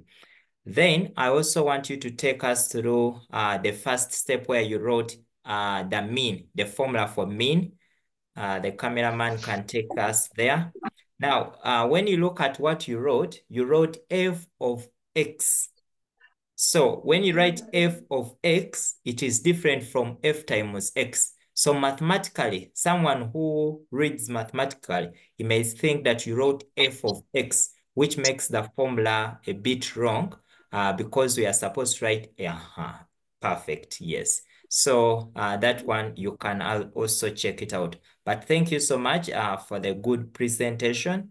It has been really very good. And please, this number, those students who looked at it, you might have thought that maybe it is really very easy. But one of the things that it was testing out for, it was really testing out whether we know how we can obtain frequency density. And that's what it was testing out for. And if you took it a bit lightly, it was very easy for you to mess up or to make a mistake on it. But also I want to throw some light when it comes to statistics, because it is one of the numbers that usually appear, but always it is really unfortunate that children keep on failing the same numbers over and over. But always there's just a few tricks that they bring in those numbers concerning statistics. And if you are not ready, you will find yourself failing. And where do the tricks come from? I'm going now to share about 5 or 6 different class limits that can be posed to you where we need to be very careful. I understand that when you have your class limit, let me start from here. You'll find that many of the things we do the calculations for, we must always have the class limit. And always you are going to find yourself that you are going to be needing what you call the class boundary. Take an example. You know very well that the first case I'm dealing with is a class limit whereby you have, let me say 10 to 14, 15 to 19, and then 20 to 24. This one is very easy for everyone, and each one of us here can be able to obtain our class boundary. Reason being is that the class is uniform, the class is easy, so we know that the class boundary is going to be the same. However, I want to bring to your attention that class boundary for such a case, we know that your teacher has told you that you just subtract 0.5, add 0.5. So for this case, it will be 9.5 to 14.5, 14.5 to 19.5. That is really very okay. And we say that we have 2 ways we always get what are we going to add, or when should we add and when should we subtract. So then the second case will come in when you have the points. This is the second case where you have your class limit and you are requiring what you call the class boundary. You have, let me say 1.2 to 1.4, 1.5 to 1.7, 1.8 to 2.0. I know your teachers have already told you that for such a case, we shall always subtract 0.5. But when do you know what to subtract? So always we say that you can say 0.5 times 10 power negative n, whereby n is the number of decimal places. So for such a number, since it has 1 decimal place, it means that I'll write 0.5 times 10 power negative 1, which will give us 0.05. So for such a number, we shall subtract 0.05 from the lower class limit and then add 0.05 on the upper limit, meaning we shall have 1.15 to 1.45, 1.45 to 1.75, something like that. So that is okay. Alternatively, if we don't use this approach, then we are going to use what you call an adjustment factor. So when they talk about an adjustment factor, I can denote it by AF. Adjustment factor means I'll always get the this class here, what we call the lower class limit of the next class minus the upper class limit of the first class. So for that case, I'll have 15 minus 14, everything divided by 2. So meaning I'll have 1 out of 2, which will give me 0.5. So that's why for this case, in case I don't use this approach of getting the error, then I can use what we call the adjustment factor. So that's why for such a case, we subtract 0.5 and we add. If at all it was this one, it means that I would have obtained 1.5 minus 1.4 divide by 2. So I get the next class minus the first class, and then I divide by 2. So for such a case, you end up with 0.05. Now, so for these ones that are a bit clear, they are very easy for you. Now, we have other classes that can be obtained still on the same numbers, whereby you'll find that your table, this is our table, and you'll find that they have given you your class limit, because I don't want you to cram, because the moment you cram, you'll always be off. And this is the class boundary. You'll find that they have given you 10 to 15. Then they have given you 15 to 20, 20 to 25. And you want to obtain the class boundary. So here, since if you have not understood, it means that you are going to go on and make the mistake. And the moment, what were you going to do? For such thing, the moment you find that this one, look at this very well. look at the moment you find that these two are the same, it means that your adjustment factor, because you have said you get the first class, the next class minus the 1. So it means you have 15 minus 15 divided by 2, which will give you 0 out of 2, which is 0. So for such, we don't, our class boundary, we don't subtract anything like 0.5 or add 0.5. So for such, we shall always take our class boundary as 10 to 15, 15 to 20, 20 to 25. We do not subtract because the adjustment factor is equal to 0. So take note of that. Another thing that is going to be brought to your attention is this. Still, you meet your class of this nature, whereby they have given you your class limit. And under your class limit, they want you to be obtaining the class what? The class boundary. So you find something like 10 dash, 15 dash, 20 dash. Now for such, when you are obtaining your class boundary, it means that our class boundary will be 10 to 15, 15 to 20, 20 to 25, like that. And still for such, there is no need for you to subtract and add because the adjustment factor is still 0.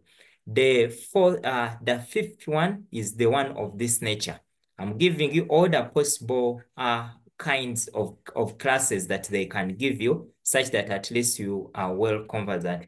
The another one they can give you 10 less than 20. They give you 20 less than 30. They give you 30 less than 40. Still, when you look at this, check out for adjustment factor. What is it? Look at this lower class and the upper class of the previous class. So when you look there, you can notice that the adjustment factor still will be 20 minus 20 out of 2, which will give you 0 out of 2. So for such still, our class boundary will be 10 to 20, 20 to 30, 30 to 40. So still here, there is no need for you to go on and do the subtraction. Then there is another one that they can still give us. The other one can as well be of this nature, whereby you have your class limit and you're finding the class boundary. You find less than 10, less than 20, less than 30, less than 40. So for such, it means that when you are obtaining your class boundary, it will be 0 to 10, 10 to 20, 20 to 30, 30 to 40. So you need also to be very careful such that you know when are you supposed to subtract and when are you supposed to add. Not every number you are supposed to subtract, whether you are not that everything that comes you'll be subtracting, you'll be adding. You must first reason out whether I'm going to be adding or whether I'm going to be subtracting. Not everything that you obtain is for subtracting, not everything is for adding. Otherwise, if you go in by that, you'll find yourself that you are messing up. So please, you must be very careful such that for such numbers of statistics, you do not make any errors when you are working them. And please do not forget that the number may look a bit easy, but because at times we do the panic during the exams, you find yourself that you are messing up with the number and you may end up failing it.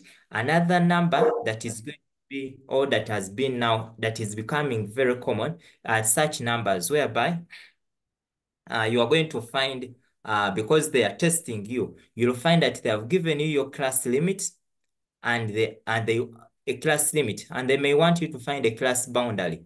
Now, for such, so here you write it in full words. Let me say they have given you 5 to 10, 11 to 15. Then they will give you 16 to 20. They give you maybe 21 to 25. They give you 26 to 29. And here, instead of giving you a range, they give you 30, 31 to 35. And you ask yourself, how am I going to obtain the class boundary? So for such, still when you look at the adjustment factor, these two, you'll notice that it's going to be 11 minus 10 divided by 2, which is 1 out of 2, which is 0.5. Meaning that for such, I will add and subtract 0.5. However, it means you have 4.5 to 10.5 and the rest. Then when you reach here, you'll have 25.5 to 29.5. And you may ask yourself, what about for the 30? What am I going to do? It means now when it comes to 30, you'll have 29.5 to 30.5. 30.5. Then here you have 30.5 to 35.5. So take note of how you are supposed or how you deal with when you have just one number, one discrete number. Here now 30 means it is just a discrete number. So how do you deal with it? So this is how you obtain its class boundary. And in case you are obtaining your x, you know that when you are obtaining the x, or what you call the mid value, you can get the upper class plus the lower class divided by 2. So it means now, like for the first one, I can have I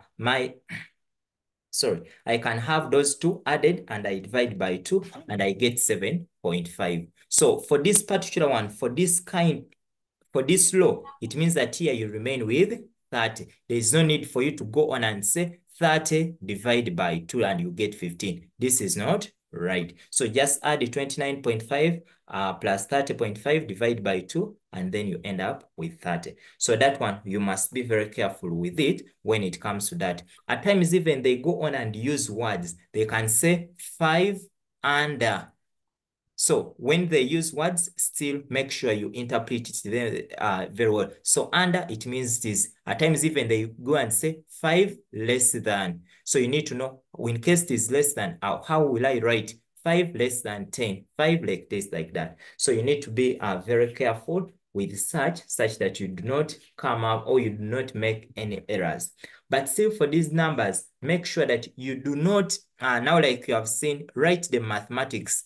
Yes, make sure you write the formulas clearly and always check out whether, always make sure you check out whether the classes or the class limits have uniform classes before you go on to draw and make other calculations. Because whenever you find that the classes are not the same, then it means that you need to bring in what you call the frequency density. And we say that to get frequency, always you get the frequency divided by the class width. So it is really very important, and you must always be very well conversant with such. So, but still when you are revising statistics, now you need to know other things that they can ask, things like quartile, things like percentile, things like deciles. So you must know how to calculate them. And for such numbers, please always make sure that your answers, you write it to the required number of decimal places. Do not write your final answer in case you have calculated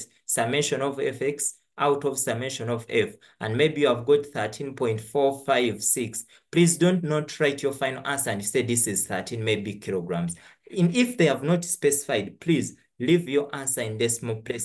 Avoid what you call premature approximation. Do not approximate your answers to 0 unless they have asked you to do so. Always leave it to 4, leave it to 3 decimal places unless they have asked you. Some of you lose marks because of what we call premature approximation. And when you are making calculations for the answers you are going to be using on the following parts, make sure that always you carry at least 3 decimal places for you in order for you to obtain the accuracy levels. So the same thing, make sure that when you are doing, maintain a uniform scale. I think it was in 2020 last one, whereby there was a number concerning scatter graph, whereby children went on and some of them messed up with what we call the scale. They're using appropriate scale. Still, when it comes to statistics, do not leave your knowledge of physics, biology, chemistry, and the rest everywhere.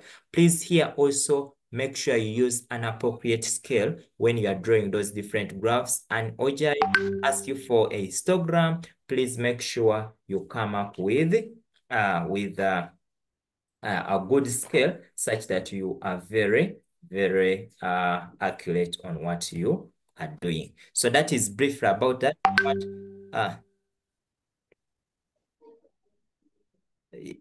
Yes. Okay. Okay. Okay. Let me ask Teacher Fred. Teacher Fred, may you come in? I want you to throw more light still on statistics. Teacher Fred, I need to hear your voice. Mwalimu Fred, kindly unmute.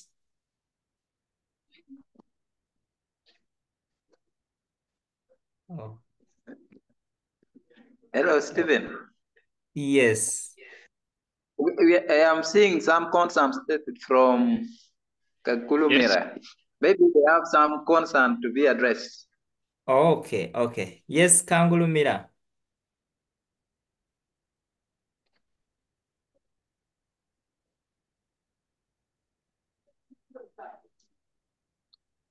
Okay, Kangulumira is referring to unmute, yes. But I want, yes, Mr. Fred, can you go on and add on? Hello. Yes, please. I wanted to know for the cases where I'm given the class limit and they are not the same, but I'm not given the first limit. How do I find the class boundary? When they have given you the class limit, class width, and the first value is not specified, but I need the class boundary. Like they have given you one class limit? On the first. Like when they have given you only one class limit? Yes, the first one is not mentioned. Then the rest are mentioned, but when you find their width, their intervals are not the same.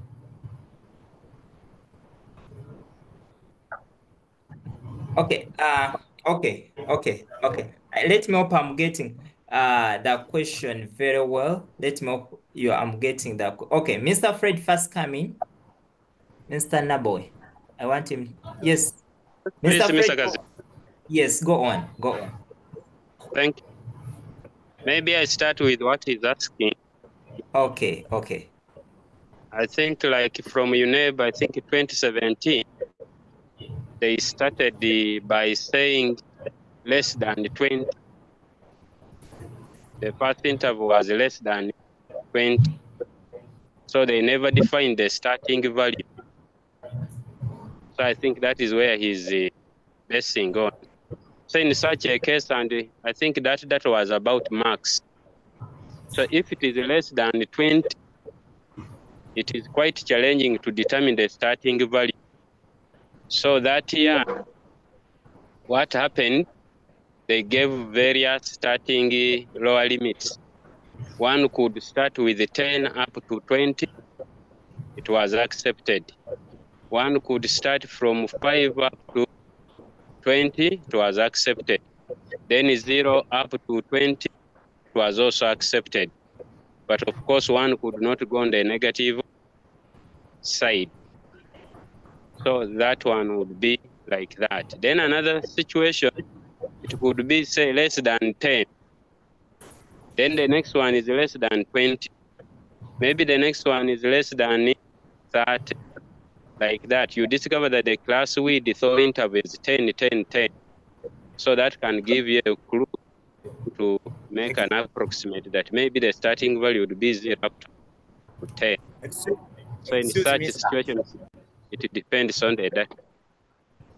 Excuse me, sir. Yes, please. I'm asking for the case where, for example, I'm given less than 20. Then for the next one is less than, the next one is less than 35. The next one is less than 40. So how do I find the class boundary for that case? Oh, yes. I think Mr. Kaziba had already talked about that. But still, it is okay. If it is less than 20, then as Daria said, we could now have 0 up to, but less than 20. Then the next one would be 20 up to, but less than 35. Then the next one would be 35 up to, but less than 40. I hope you are writing that down to make it clear. 0 Okay, sir. up to, but less than 20. Then 20 up to, but less than 35. Then 35 up to, but less than 40. But the first one, as I said, you could start from 0 or 5 or 10 from those common class widths. Okay, sir. And in Thank this you. case, you discover that there's no need to add the error bound. we assume them to be continuous. And such a question, I think, happened. It last appeared in 2012 or something like that. So I don't know whether I've responded to your question. Yes? Hello? Mr. Kaziba, are you getting it? Yes, yes, Mr. Fred, you have done it better. It is very good. Okay. I just again want to comment something small on that. That as you said, statistic question, almost every year it is there, but students keep messing up, but you have clearly put it well. Only that what I noticed with this candidate who just discussed the other one, this question normally requires pre-planning. You plan early enough what you are going to do. But this candidate seemed to just jump into the question without planning. That's why he was trading off, then he realizes himself and comes back. So a statistics question, you have to study. After studying it, the initial data always look to be the same. But the questions that come after are the ones that give you a way forward. If it is going to be a histogram, then what should be in your table? If it is going to be median, then what should be in your table? If you're asking about median and it is grouped data, then definitely you must have cumulative frequency as one of the information in the table. If you're asking about a histogram, then of course, if it is the class C intervals are not the same, one should know that she should have frequency based in the table. So it requires that high degree of patience and planning. That is what I wanted to comment on that. Thank you. Okay, thank you so much, Mwalimu Fred. I don't know, Mwalimu Fred, is Zimbabwe on? No, Mbal had another busy program, so we failed to participate actively. We are sorry for that.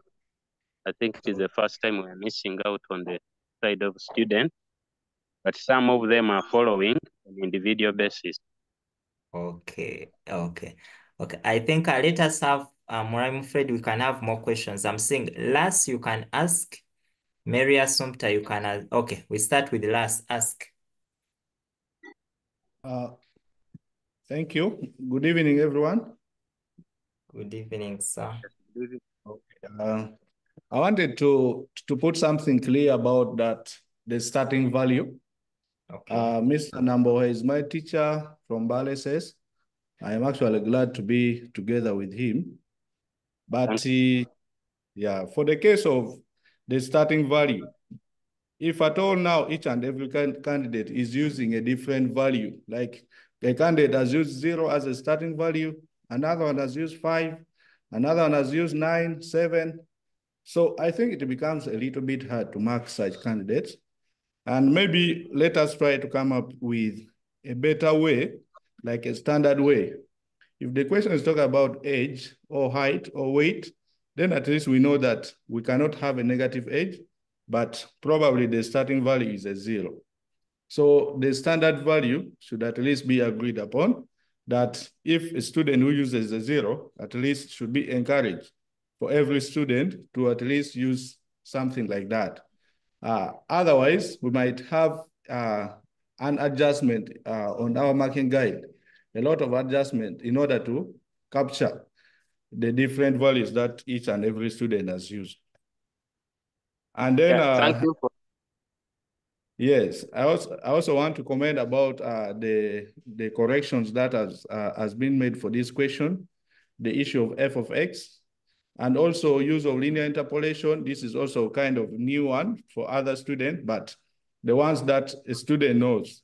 I want to encourage students that let's use the simplest method that can reach us, because this time of 3 hours is not too much. It's actually very small for this paper. So thank you, Mr. Kaziba, and thank you, Mr. Nambohe. I hope BALSS is fine. I miss my school, but I hope one day we shall also meet. Thank you. Thank you. Is this Miss Odo? Yes, Odoki Patrick. Oh, Doki Patrick. Thank you. So your question, I think, is good. You know, that's why people are trained to set questions and are moderated. So when you set a question that brings in ambiguities, so many alternatives, such a question is not good. So what you are pointing out goes directed to the setters. One should set a question that is specific. It has no ambiguities in it. So when such a question is set, actually, it is not a good setting. Perhaps those who set are part of this platform and they are sharing this information with us. Otherwise, thank you very much, Mr. Kaziba, for always providing your time and energies to share with us all of this. Thank you. Okay, thank you so much, Mr. Nambwe. I think we can first take on more questions. St. Mary Assumpta.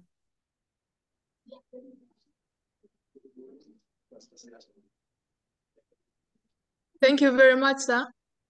Mr. Kazimba, would you please help us and throw more light on how to get percentiles, please? How to get percentiles? Yeah. Percentiles. And also the middle percentages, like there's question 106, where we're required to get the middle 70% of the height. So how do we approach that kind of questions, please? Okay. Mwalimu Fred, you can throw more light. Okay, thank you. Now, let me again mention something small and median. So then we go to that middle 70%. Now, as the word median says, comes from the word mid. So actually the median is the 50th percentile, 50%, the median. Then, if you are to get the median, I had earlier said for grouped data, you must make sure you have cumulative frequency in your table. So the median, practically in real life, when we are talking about cumulative frequency, we are meaning positioning. Positioning. If you have 60 students in the class, course the first, then the last will be the 60. Then the middle one will be the 30. Cumulative frequency means positioning. So the middle one will be the 30. It would be capital N over. Though practically sometimes if people are like, if you want the middle one, it becomes practically difficult to get the middle person if that. That's why sometimes it is adjusted and we have N plus 1 over 2 approximately. But either way, whether you take N over N, capital N over 2, or N plus 1 over 2, approximately, we arrive at an agreed value. So, if in this case we had 320 students, then the middle person, we saw that we will take 1 over 60th position, 1 60th position. And when you accumulate, in this case, we had 30, then we had the 80. And accumulative, it means the first value is 30. The next one is 110. So now students get this very well. We want you not to take these things for passing. Cumulative, I've already said that it means positioning. So if we are positioning from the lowest to the highest, then it means the first, the second, the third, the fourth, up to the 30th. All their length were between 20.5 up to 32.5. Then the next one, 31st, 32nd, 33rd, up to 110th. up to 110th, the topmost in that second class. They are lying between 32.5 up to 38.5. You saw that when we added 9, it gave us 200. So the first position in that interval is 200. Is 200. Under 200, others hidden within there. And that one will mean 111th, 112th, up to 200. But remember the median position would be the total divided by 2. And in this case is 160, which is when you check in which value would it lie. Would it lie in the 30? Would it lie in 110? Would it lie in 200? If you are getting what I'm talking of, you discover that it will lie in 200 because 200 is just topmost position. So now once you have located that position of the median, you check across. When you check across, you discover that 38.5 to 44.5 is the median class. You can't calculate the median class unless you know how to interpret cumulative frequency in relationship to median. So once you have located it, it is now very easy because we know that median class, as you know the formula, lower class boundary of the median class, open brackets, n over 2 minus cumulative frequency before the median class divided by frequency of the median class times the class width of the median class.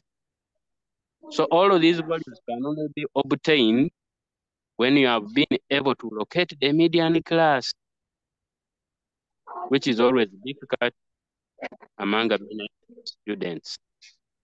So that is that, because the class width can differ if the class intervals are different.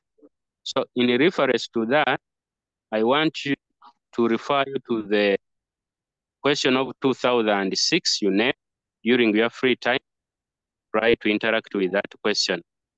Even the mode, we know that mode, again, we look at the highest mode, take note also that we look at the highest frequency, then it gives us the model class. But that is when the class intervals are the same, are equal. When the class intervals are equal. But when the class intervals are not equal, like in this case, we don't look at the highest frequency. Instead, we look at the highest frequency density. Frequency density is for the histogram, but it also helps us locate the model class in case the class intervals are not equal. And that question of 2006, they wanted the model mark. And many students misfired because they were looking at the highest frequency. We are saying look at the highest frequency density. So that is that. I hope you get me there. Can I now talk about percentiles? So you are talking about, say, 70% percentile range. 70% percentile range. Previously, you have had questions like find the 10th to 90th percentile range. That was previous common language. Now, of recent language has a little bit changed. They are saying the middle 70%, the middle 40%. It is the same thing. Let's first begin from known to unknown. If they said 10th to 90th percentile range, I think there every candidate can be able to know what to do. So when you take 10th to 90th percentile range, that means from 10% to 90%. So in between here, you discover that the percentage in between there is 80%. So that one is the same as saying middle 80%. 10th to 90th percentile range is the same as the middle 80%.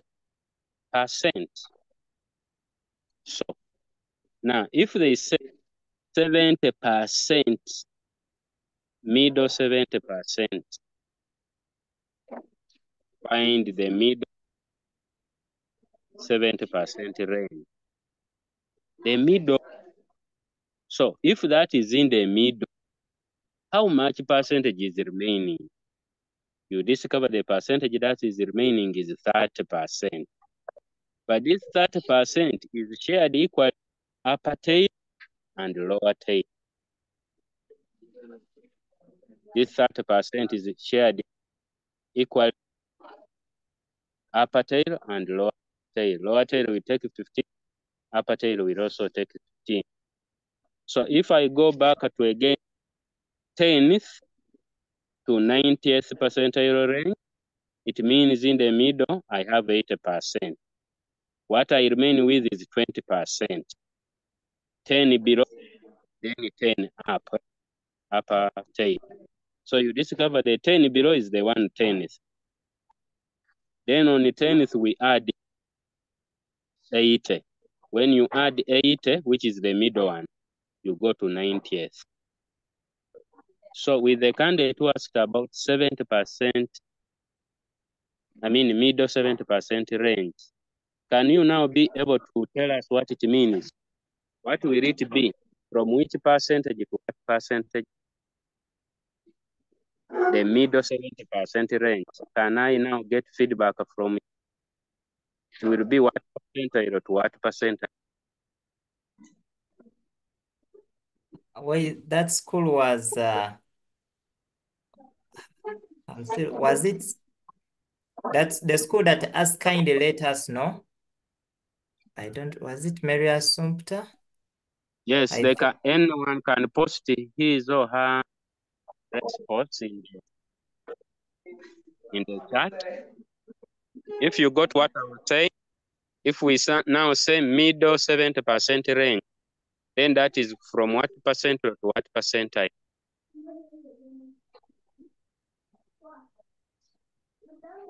So post your answer in the chat. Yes. We can as well have a student raise up the hand and you tell us.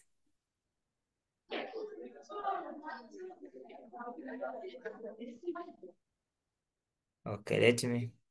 Someone is saying 10 to 90.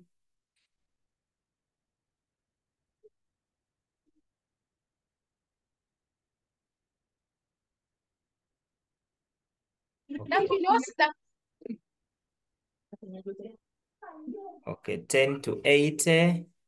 Okay, looking in the chat, Mr. Fred, I'm saying, Wilbur is saying 10 to 90. Another one is saying 85 to 15. Another one is saying 10 to 80.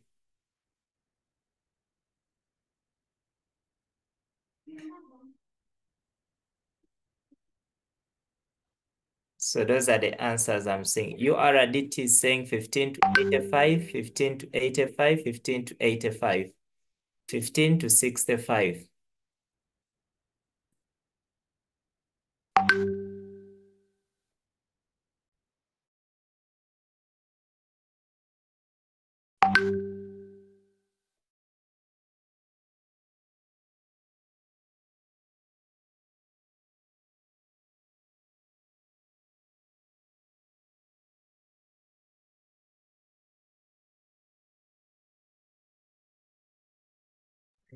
SS.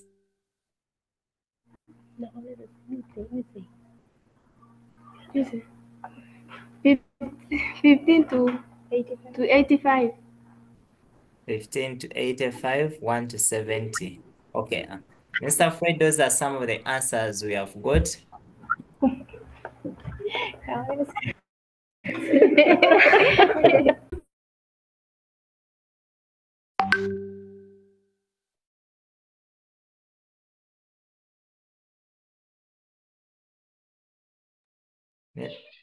Mwalimu Fred?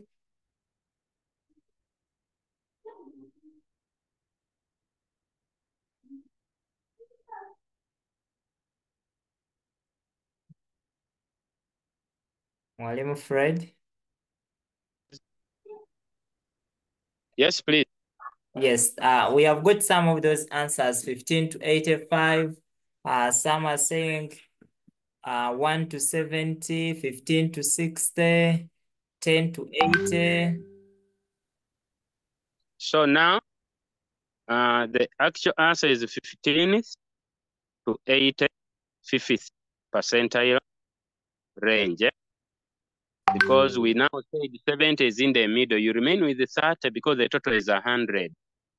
So below is 15, above is also 15. But that 15 is added to 7. Yeah, as you are illustrating there, 15 to 85th. So now, after knowing that, the formula for calculating the percentile, each percentile is similar to the formula of median. Instead of saying n over 2, where there is n over 2, and n over 2 is the same as 50th percentile, because 50th percentile means 50%, which is 50 out of 100, which gives us a half. So if we are talking of 15th percentile, it will be 15 out of 100 of n. If we are talking of 85th percentile, it will be 85 over 100 n. Then the formula remains. You just adjust it and locate where your 15th percentile is in the table, where 85th percentile is in the table, and you proceed. A similar question, I think, appeared in 2020. They wanted the middle 40%. Middle 40%. If you have a question bank, you'll try that. And so where there is, it is similar. Now, if we want middle 40%, someone can quickly tell us what will be the lower percentile, then upper percentile. So in the middle, if we have 40%, which percentage is remaining, and we share it upper tail or lower tail?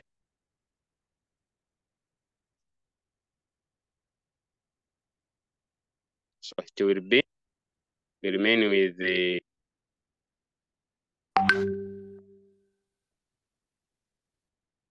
we share it. So the lower tail will be 30th percentile, then the upper tail will be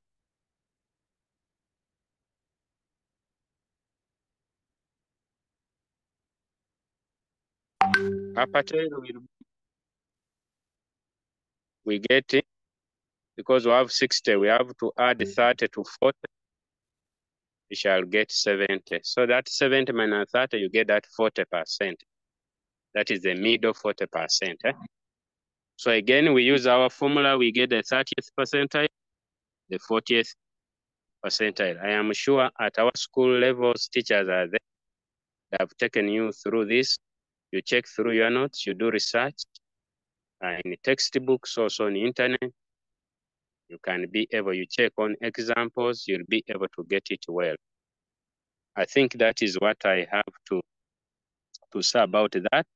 Just to summarize on that, when it comes to plotting, there's also a problem there. Graphs are very common, but most students take them for granted. So it's a high time we take graphing as a very serious skill. When you are to plot, we advise that we should choose a suitable scale The word suitable, it means a scale that is easy to read. So as you choose it, either on horizontal axis or vertical axis, it should be easy to read. And for smaller values, even big ones, good scales are in multiples of 2s, or 5s, or 10s. Good scales are in multiples of 2s, 5s, 10s. So you can say 0 to 2, to 4, to 6, to 8, or in terms of ones, from 0, 1, 2, 3, which we can adjust.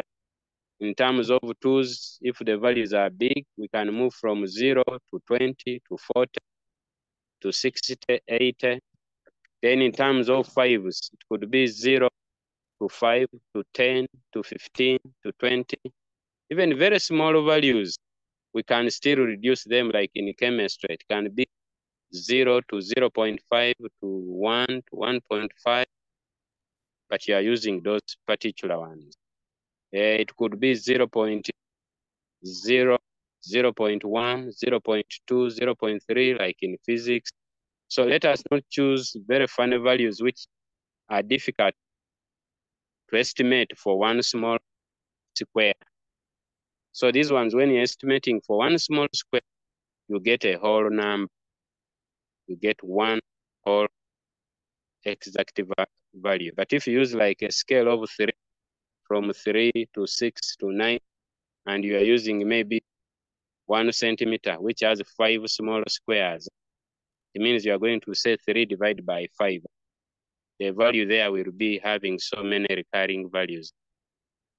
So, but if you say maybe you have 2 divided by 5, you'll get an exact decimal like 0.2, which is easy to deal with. So let's choose our values accordingly. These other values will always fit in that good scale that you have. However small or ambiguous they may be. So on the other candidate, again, who drew his histogram, when you're using frequency decimal, again, it's class boundaries. In such a case, the bars can't be of the same scale, I mean the same size. But the way he drew them, maybe because he was rushing, but we expect some to be big, others to be smaller, because there's one which had the width of 18. Then there was the one with the width of 6. There was one with the width of 12. So those ones, they must vary. And one should be keen when drawing such. Then finally, so you should not just say, right, say in this case, you just put your values 20.5 to 32.5, maybe in 2 centimeters. Then 32.5 to 38.5, again 2 centimeters. That is wrong, because the first one has a width of, I think, 12. The second one has a width of 6. So the values should, I mean, the width is, so the size should vary accordingly. Let us take note of that. Then when it comes to an give a cumulative frequency curve,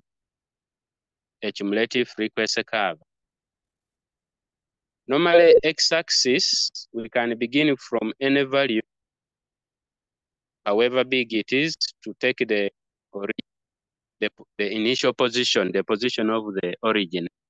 But on the vertical axis, it is advised that we always begin with 0. On the vertical axis, it is advised that we always begin with 0 and you work with that. But on x-axis, you can begin with an appropriate value.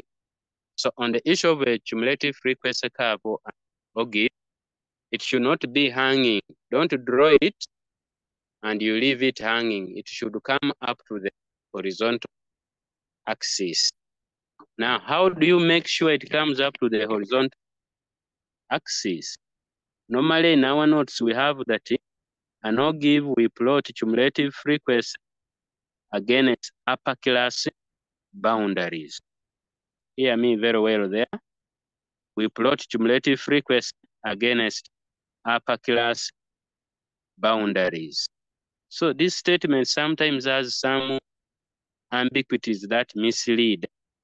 So now, like, you come to our table here, the first upper boundary is 32.5.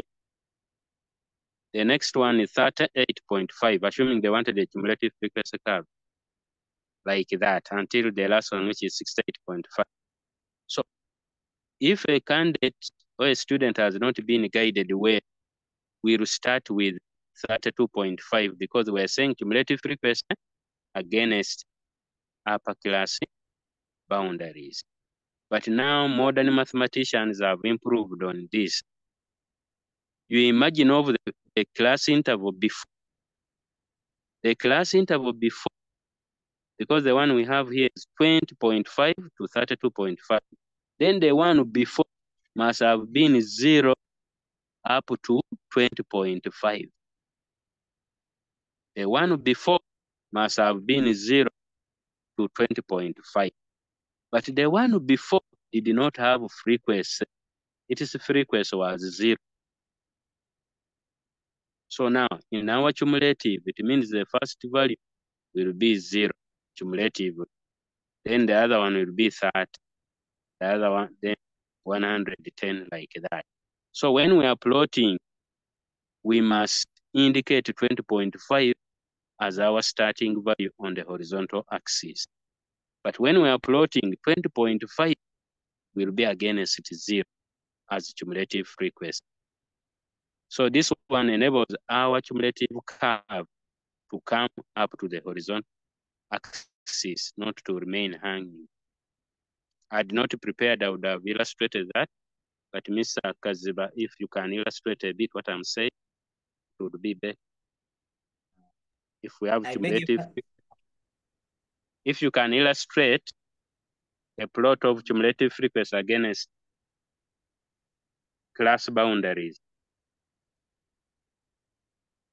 In the books, it is said upper class boundaries, but we must even include that first class boundary. Class boundaries. As much as we say upper class boundaries, in this case, the 20.5, you can put 20.5 at the start. Then we can put the next as, if we're using 2 centimeters, we would skip one there, then we go to the next because it has a width of 12. If we're using maybe 6.6, you skip that, then the next one would be 32.5. Now you would skip, then 32.5 is at the next 32.5. You delete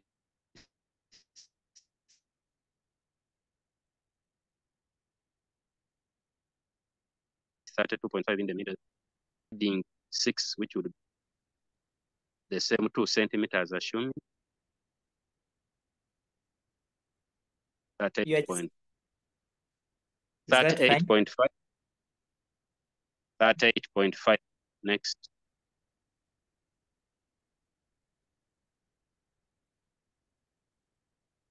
So what I was emphasizing at first, you discovered that from 20.5 to 32.5, the width is 12. But from 32.5 to 38.5, from 32.5 to 38.5, the width there, when you check, it is 6. So it means the gap here cannot be the same as the next. If here you are taking 2 centimeters to mean 6, then from 20.5 to 32.5, we shall have 2 centimeters. Then from 32.5 to 38.5, we shall have just 1. I hope I'm being understood what I'm emphasizing. It's a common mistake. So then in our notes, we always say cumulative frequency against upper class boundaries. And therefore students always leave out the lower one. In this case, 20.5. And they begin with 32.5. So if you begin with 32.5, the cumulative frequency will be 30, which will be on y-axis. So when you draw such a curve, it becomes a hanging curve. It will not come to the horizontal, and such a curve is not recommended. That is what I'm trying to illustrate. I hope now, Candace, you get what I'm saying. You draw back and try to draw such graphs. And maybe when we meet again, since Mr. Kaziba has promised that we shall be having some lessons, we can share such work which you have done, and you'll be advised accordingly. Because, I believe that mathematics, just talking alone is not enough. We need to talk as we do, but time is not on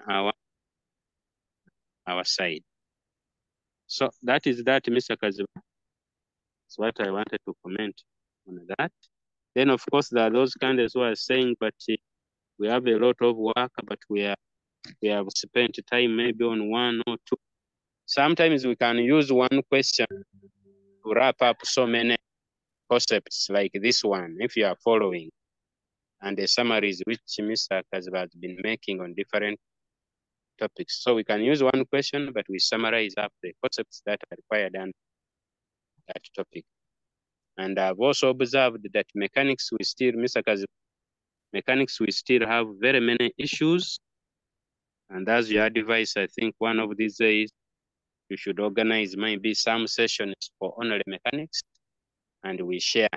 Then with the time, as this program grows, apart from having only seminars for students as teachers, we can also have seminars online. Maybe if it is teachers of mechanics, we share. Teachers of maybe pure mathematics, we share that those particular topics that are always a problem. A teacher, you may know them very well, but how do you put them across to the learner? If we shared, it would be good. Like I always interact with many colleagues, others from Soroti, but mechanics is a very big problem. So maybe one time you organize for us as teachers who are maybe specializing in that area, we can share topic by topic. How do we disseminate it to our learners? Because across schools, there's a very big negative attitude towards mechanics. Moreover, if we are to have future engineers who are good enough, especially engineers, then they must know mechanics. Otherwise, we shall have engineers who construct houses, bridges that keep collapsing because they do not understand the mechanics behind the search. So that is my humble request, Mr. Kazuki. Thank you for the time and for the attention. Okay, thank you very much, Mwalimu Fred, for the wonderful summary of statistics. I'm seeing another question from Maholen S.6.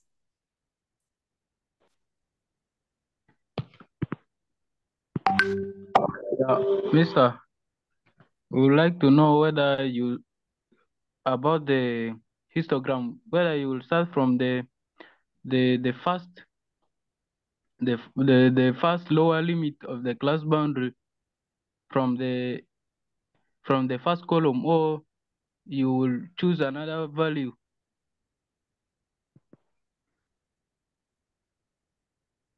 Hello? Yes, I get you. Statistics is as it says, it is applied math. So you are trying to represent that graphically is the interpretation. So we must put the values that we have. The data we have, it starts, like in this case, it starts with 20.5 as the boundary or limit. When it is the histogram or a cumulative frequency curve, we must start with that lower class boundary. Yeah, the only difference is that if it is a cumulative frequency curve, that 20.5, it has a frequency of what? A cumulative frequency of 0. I don't know whether you get it. Yeah. Yeah, now it is clear. So whether it is a cumulative frequency curve or a histogram, we must always put all of the class boundaries. That is the bottom line. All the Okay. class boundaries must be there. Okay, thank you. Okay. Thank you. Samsung.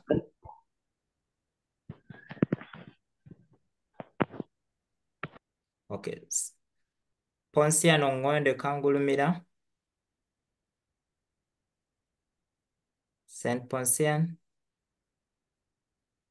Oh, sorry, Saint Ponsiano, unmute.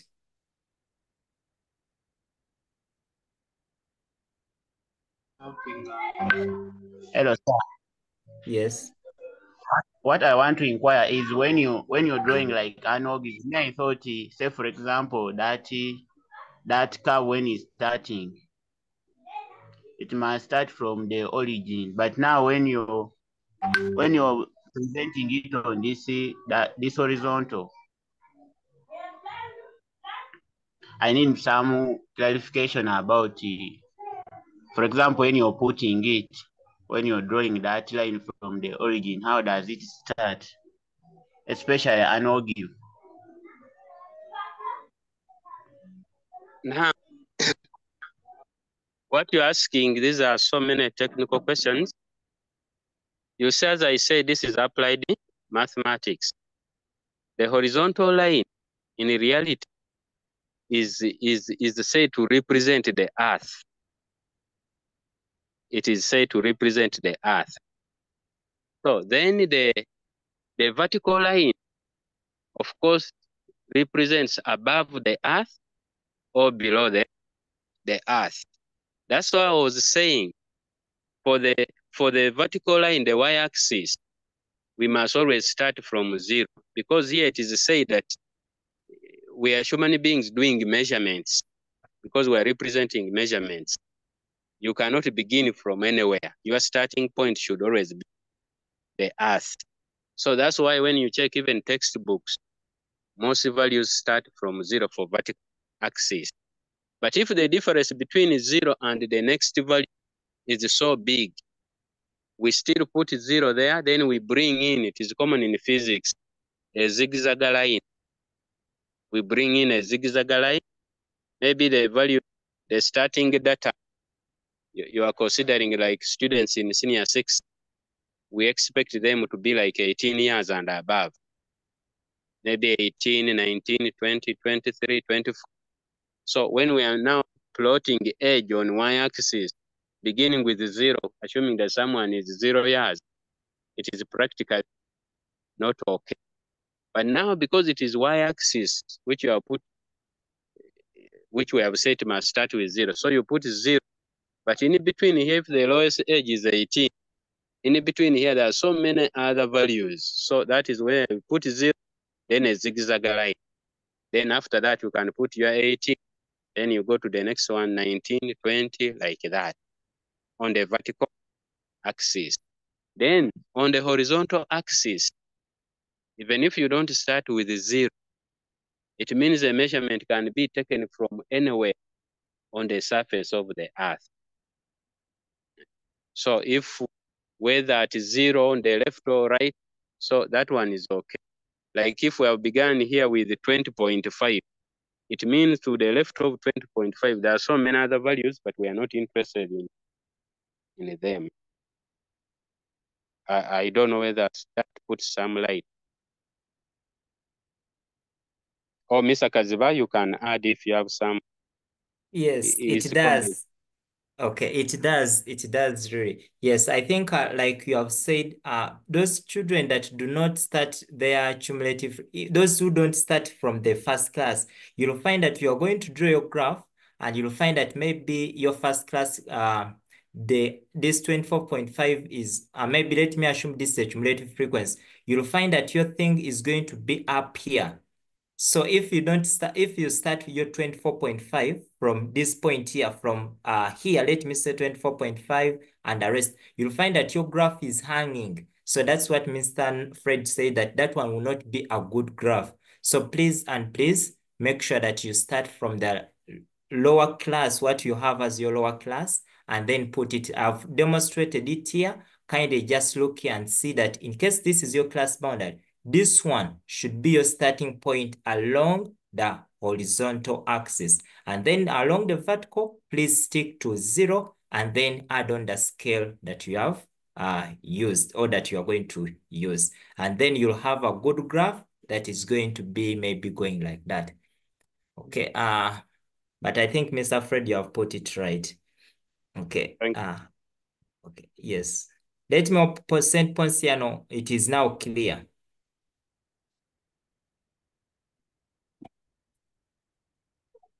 Okay. Waswa Hassan?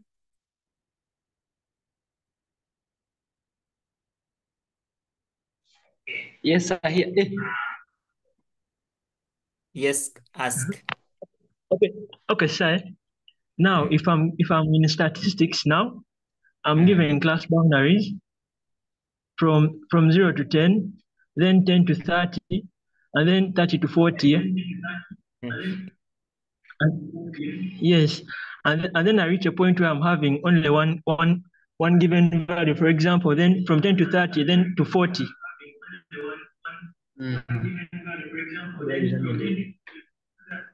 Okay, I think we commented on that. I think I've already commented on that. 30 to 40, and let me say here you have maybe 50, something like that. I think I commented about it.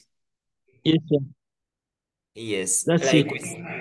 yes, we said I now would, for I would like you to elaborate. yes. Okay. We say that for such a case, here your class boundary will be 29.5 to, let me say, 29.5 to, this is going to be 40.5. Then for such a case for, okay, I think I'm going to, okay. Okay, okay, Mr. Nabo first throw because I talked about it, but maybe I want you to add more word on it. Mr. Fred, you can. Okay. Now, as you said, we discover here we have after that we have which doesn't connect to the previous. We are talking of intervals. We convert the 15 to an interval.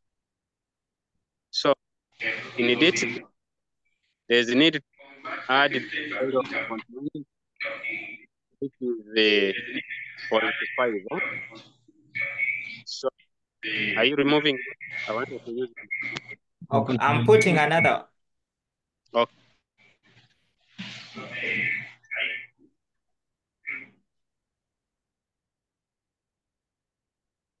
We can use this. Okay. So we discover that from 21 to 25 as the first class interval, you go to the next one. There's a gap between 25 and 26. Now, such data is discontinuous. It would be what we call a discrete data. So if the data, you're going to plot a histogram, a cumulative frequency curve, it means you must convert your data into continuous data. That's where the aspect of adding 0.5 or 0.05, depending on the nature of the data. If are whole numbers from errors, then the error there, it is plus or minus 0.5. If it already has the decimals, then the error there is 0.05. So here we shall have 20.5 to 25.5 because our data is not continuous. So on 26, we subtract 0.5, it becomes 25.5. So you discover that the upper limit for the previous one is 25.5. And now when it comes to this second interval, it also becomes 25.5, which makes that data now continuous because a histogram has bars that are connected to one another, they are continuous. That is the difference between a histogram and a bar chart. A bar chart represents discrete data, particular values. Then a histogram represents continuous ones and a cumulative frequency. So now when it comes to 30, how do you connect it to the previous? Again, it will be 29.5. You are connecting it to the previous up to 30.5. So when you go to the next 31, again, we subtract 30.5, you discover that data is now continuous. The end value here in the first interval is the starting value in the next, like that. End value in the third interval is the starting value in the fourth interval, making that continuous. And therefore, in that way, we can be able to plot or choose our values to calculate the mean, the median, or the mode, depending on the nature of the data. Recording in progress. I don't know whether that is clear to our students there. Yes, Okay, candidate, is that clear to you now? I think it is clear. Mr. Nabo, you can also throw some light in case just assumes a child meets it does this histogram and it has two highest bars. Oh, two highest bars. That is expected. It's called bimodal data. Bimodal. So it's supposed to get two modes. He will get for this part and also for the other one. It's called bimodal data. So if they're like that, you will get for this. Or if they are together like that. So still. So if we're using the graphical aspect, we said we draw the diagonals. Yes. From one end to the other. So if we use the first one, then from again the other extreme end, which happens to be the topmost. A question. No, we are now looking at, because now we are combining the two, we are looking at, because now this is bimodal. Are you talking of bimodal or you are taking that one as one? Okay, no, let me remove this. Okay.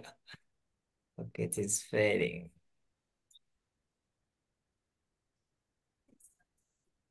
A question. A question. This is just a by the way, in case you meet such.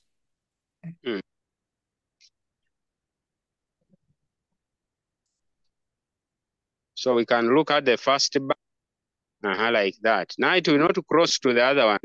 It has to go up to the bottom for only that first bar.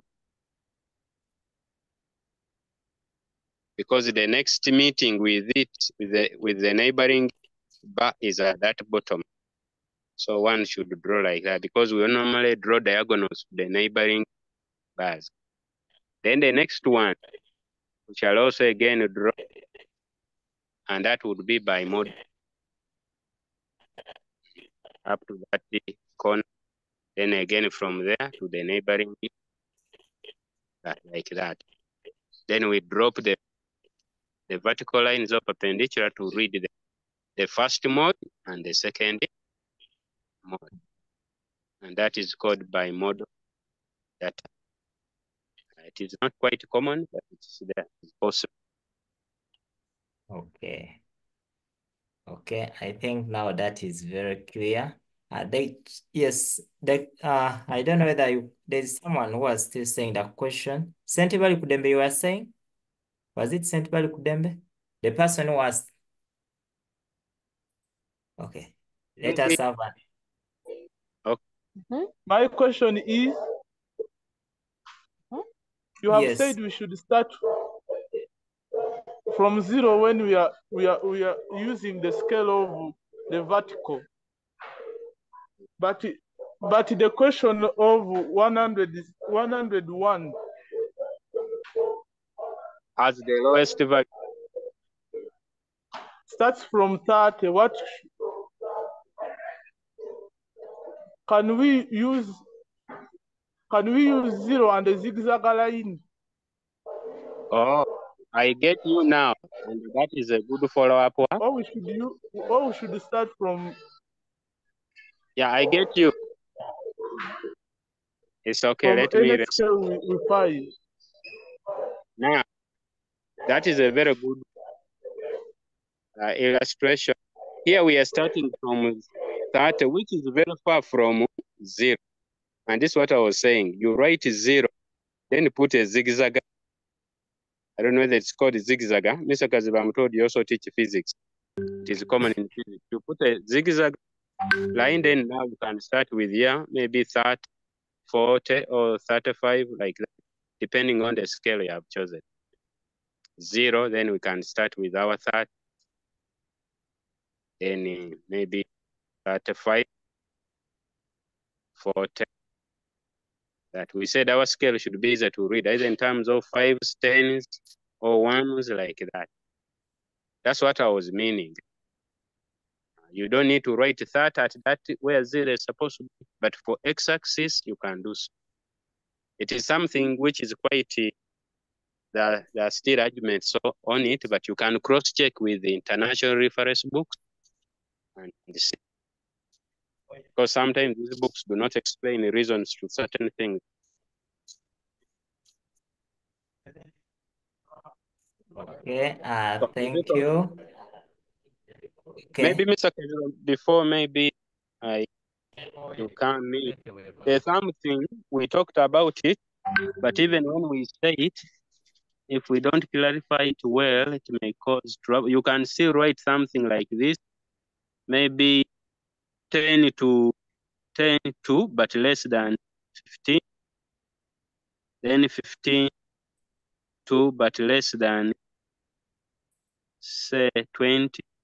Then 22, but less than, say, 35. Something like that. And of recent, I think last year, instead of writing like that, they were using the word and, up to but under. Is that the language they use, Mr. Kat? Yes, something like that. Yeah, it means that. So when students see this less than, what quickly strikes their mind is that, but they are saying it is less than. So what they do, they adjust the data and begin saying 10 up to 14. Then 15 up to 19. Then 20 up to 30. It's a very common mistake. So I just quickly to comment about that is that why we still consider such data that it is the same as 10 up to 15. We make that approximation. That is actually starting from 10 and ending up. Yes. Say thank you, madam. Then starting from 15 as a continuous value up to 20. The logic behind that, why we still take it as 15, is that this is data, it depends. Like this is length. It means it is also possible to have 14.9. It is possible to have 14.9. So if a candidate says it is 10 up to 14, it means he or she is not also accurate. It means you have left out some values. That is the logic behind that. So you must consider 10 up to 15. As much as there's that less than, we assume it goes up to what? To 15, because we are looking at 14.999, which is approximately 15. Then we are looking at 15 to 2, but less than 20. Less than 20 would mean 19.999 something, which is approximately what? 20. So that's why such that is still the same as 10 to 15, 15 to 20, 20 to 35. Last year they brought it in words. They said this, and but still would take it approximately to that. So candidates take note of that. Statistics is a common question, but it has varying concepts when it comes to setting. Let us do more revision. We shall always be there. The more you practice, the better you become. Yes, I'm giving them another one that can be common. It's not so common, but also it can appear something like this. Let me say this is 60 above and up to 70. It will depend on the books you read. Even there are books where you'll find examples that may say 5. I need to be 5 or less. So you need to be very careful. But I know we shall make a write-up very soon, and we share with you a summary of some of these common statistical things that they can ask, such that we don't make any mistakes. So in fact, you can find some writing 5 or less, 10 or less, 15 or less. So also that one, you must be very careful in case you meet such, but we shall get time, and then we make for you a summary that you can keep referring to as you revise your statistics. I think unless someone has a question, I'm going to ask. Okay, I'm just looking through the chat as I ask Mr. Fred to get something, is a package for the candidates as we get ready to sign out.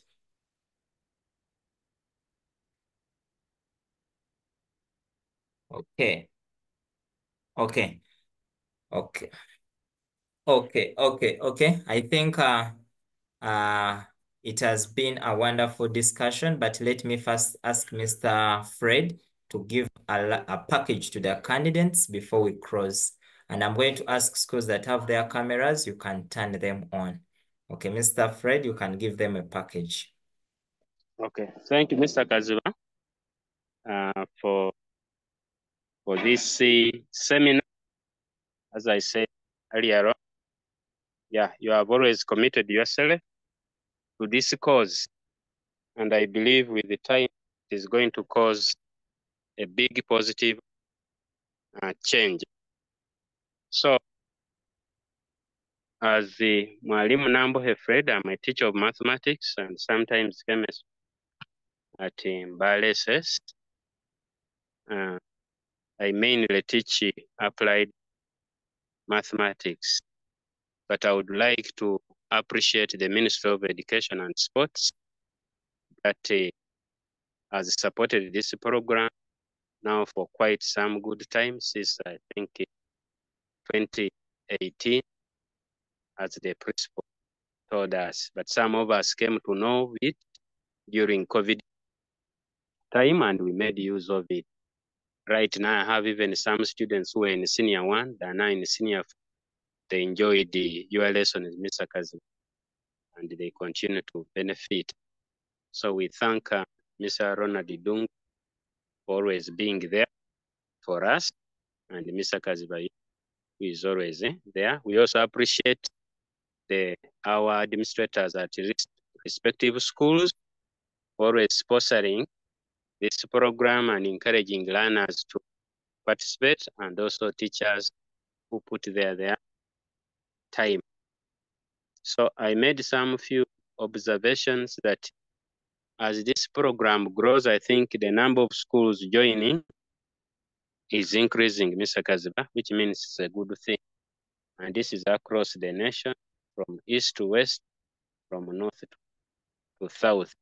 And as we push on, as you plan to improve on our digital gadgets, I think people are finding it a way of how they can easily make sure this program goes on using simplest gadgets, ICT gadgets available.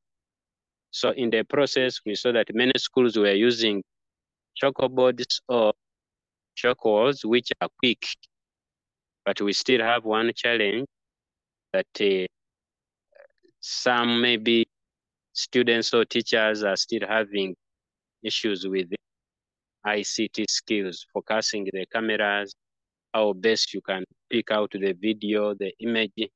I think all those maybe in the next sessions, once in a while, you can always guide us.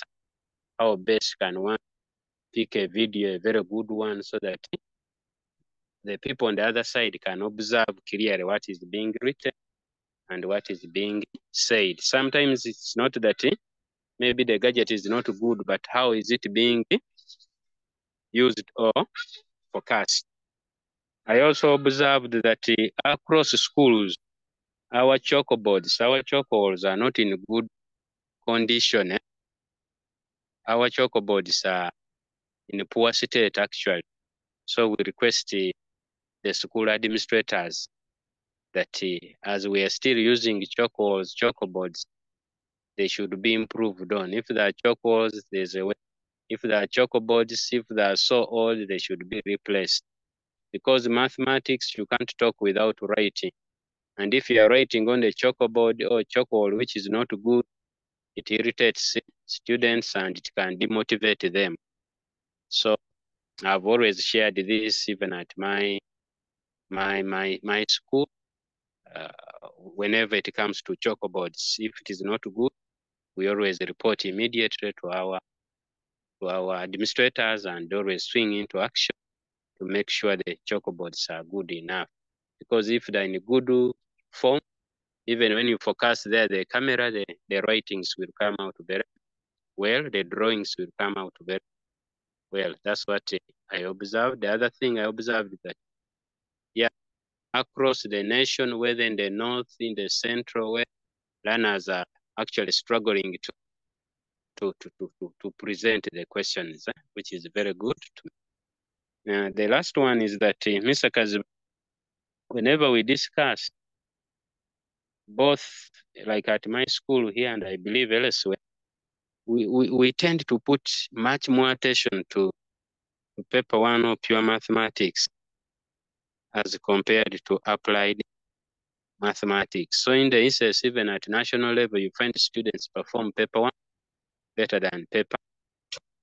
But I think this begins with our own habits, partly due to teachers, partly due to students. Like at my school, when during free time after classes, students have their personal discussions in classes. If you take a walk around, you'll find them integrating, differentiating, finding alpha, beta. You hardly find them discussing numerical methods, statistics, probability, or mechanics. Especially mechanics, you hardly find them. So it is a high time that this attitude be changed. And maybe it should begin with us teachers. We should do, like I shared with one of my colleagues, he discovered that materials for revision for applied mathematics are not easily available.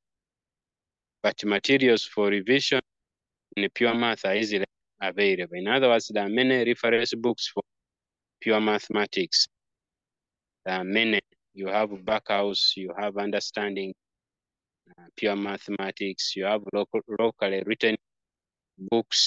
But when it comes to applied math, the books are even expensive because if you find one which is locally written, maybe it has has numerical there, mechanics there, and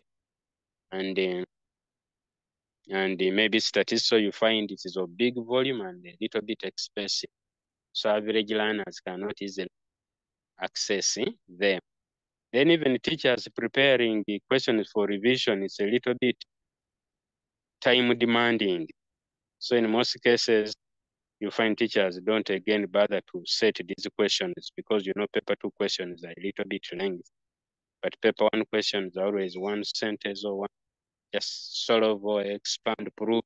So they are easily set and given to students. So I'm requesting or calling upon ourselves, especially as teachers of applied math, that we should find the time to set revision questions and give to students.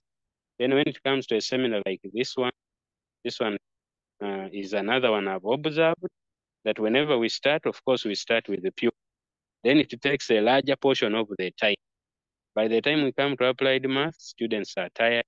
Remember now, like here, we began with about 1-8 students at a time I came in.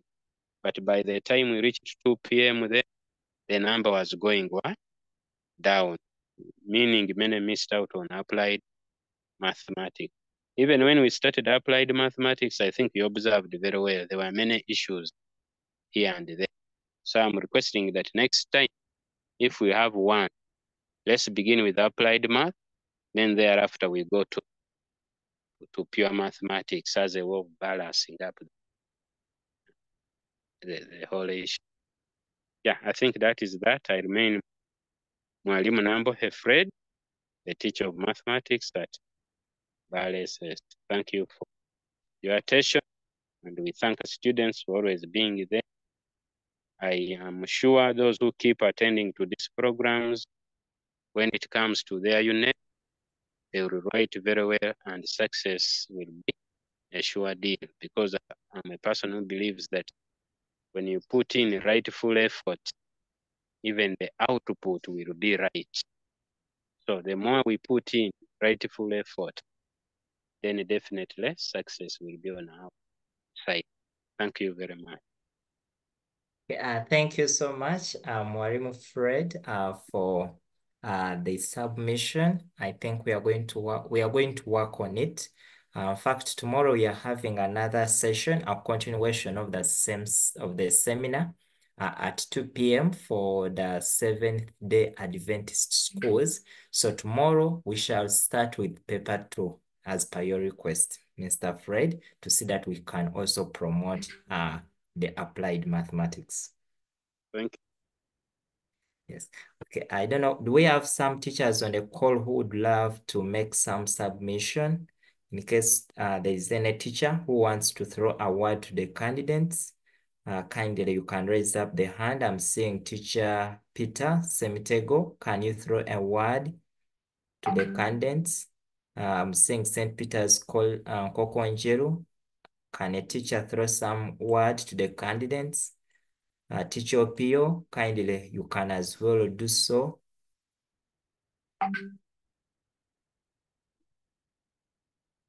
Okay. I think I'm failing, but in a special way. Okay. In a special way, I would like to thank all the schools that have really joined this session. Thank you so much for joining. Thank you so much for taking time off your busy schedules and join this seminar. I do believe that you have not remained the same. There is one or two things you have learned in today's session, and we want to promise that we shall keep on learning and sharing across the country. Yes, Teacher Pio? Yes. Okay. Yes, you can share with the candidates.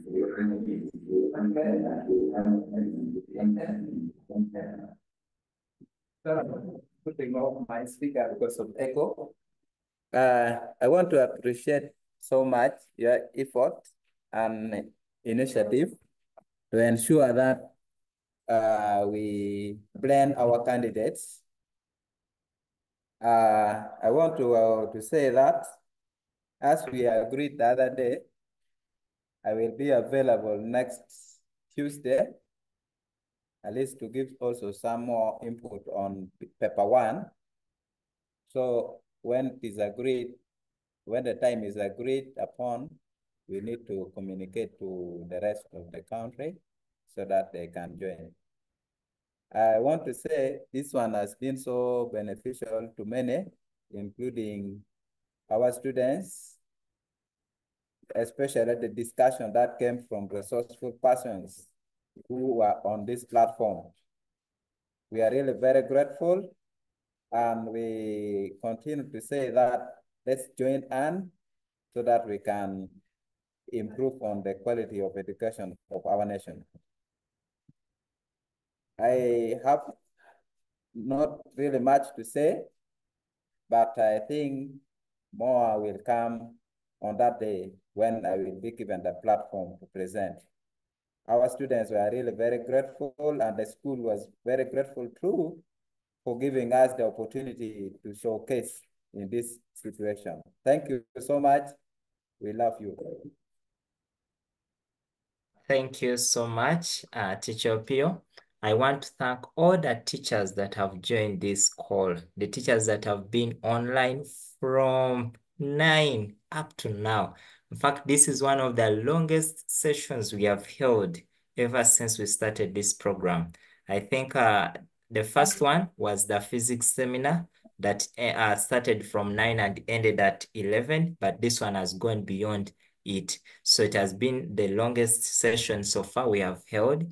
And I want to thank you so much for being on up to this time. I want to let you know that all your efforts, all the sacrifices you are making now are going to pay off at the later time. So we shall pray for you. We want to ask you that all those questions you have, ensure that you do them, sit down, discuss as a group, try out as many numbers as you can, take to your teachers after trying. Don't go to the teacher before you try out a number. First try it out, then take to your teacher and tell him, teacher, I've done this number, but I'm really finding some challenges. How can I go on? Something like that. So make sure you try out those numbers. I want to let you know you'll gain a lot from the experience you have received after trying out those numbers. There is a lot, and we shall keep sharing with your teachers, with your schools, any information we get to ensure that each one of you passes mathematics, that at the end of the day, we have the best out of you.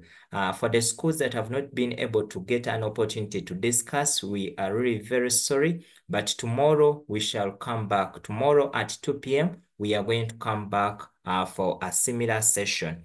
Then starting next week, we shall have, we are going to have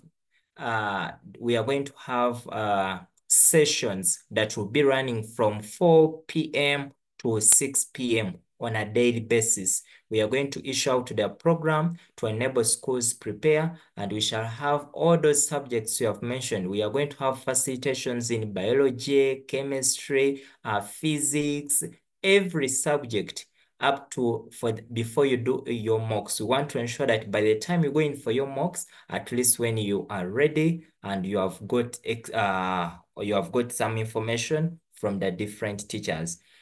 We want to assure we shall do all our best within our means to ensure that you get the best education, to say that our country is much better than the way we found it. We want to thank you so much. We want to thank all the teachers, all the children, and everyone that has made this a success. We want to thank you so much for your time and everything you are doing to see that we have the best. For schools that have not been able to present, tomorrow come back at 2 p.m. We shall have a similar session and we shall have everything run smoothly. We want to thank you and allow me to say that this seminar is now closed.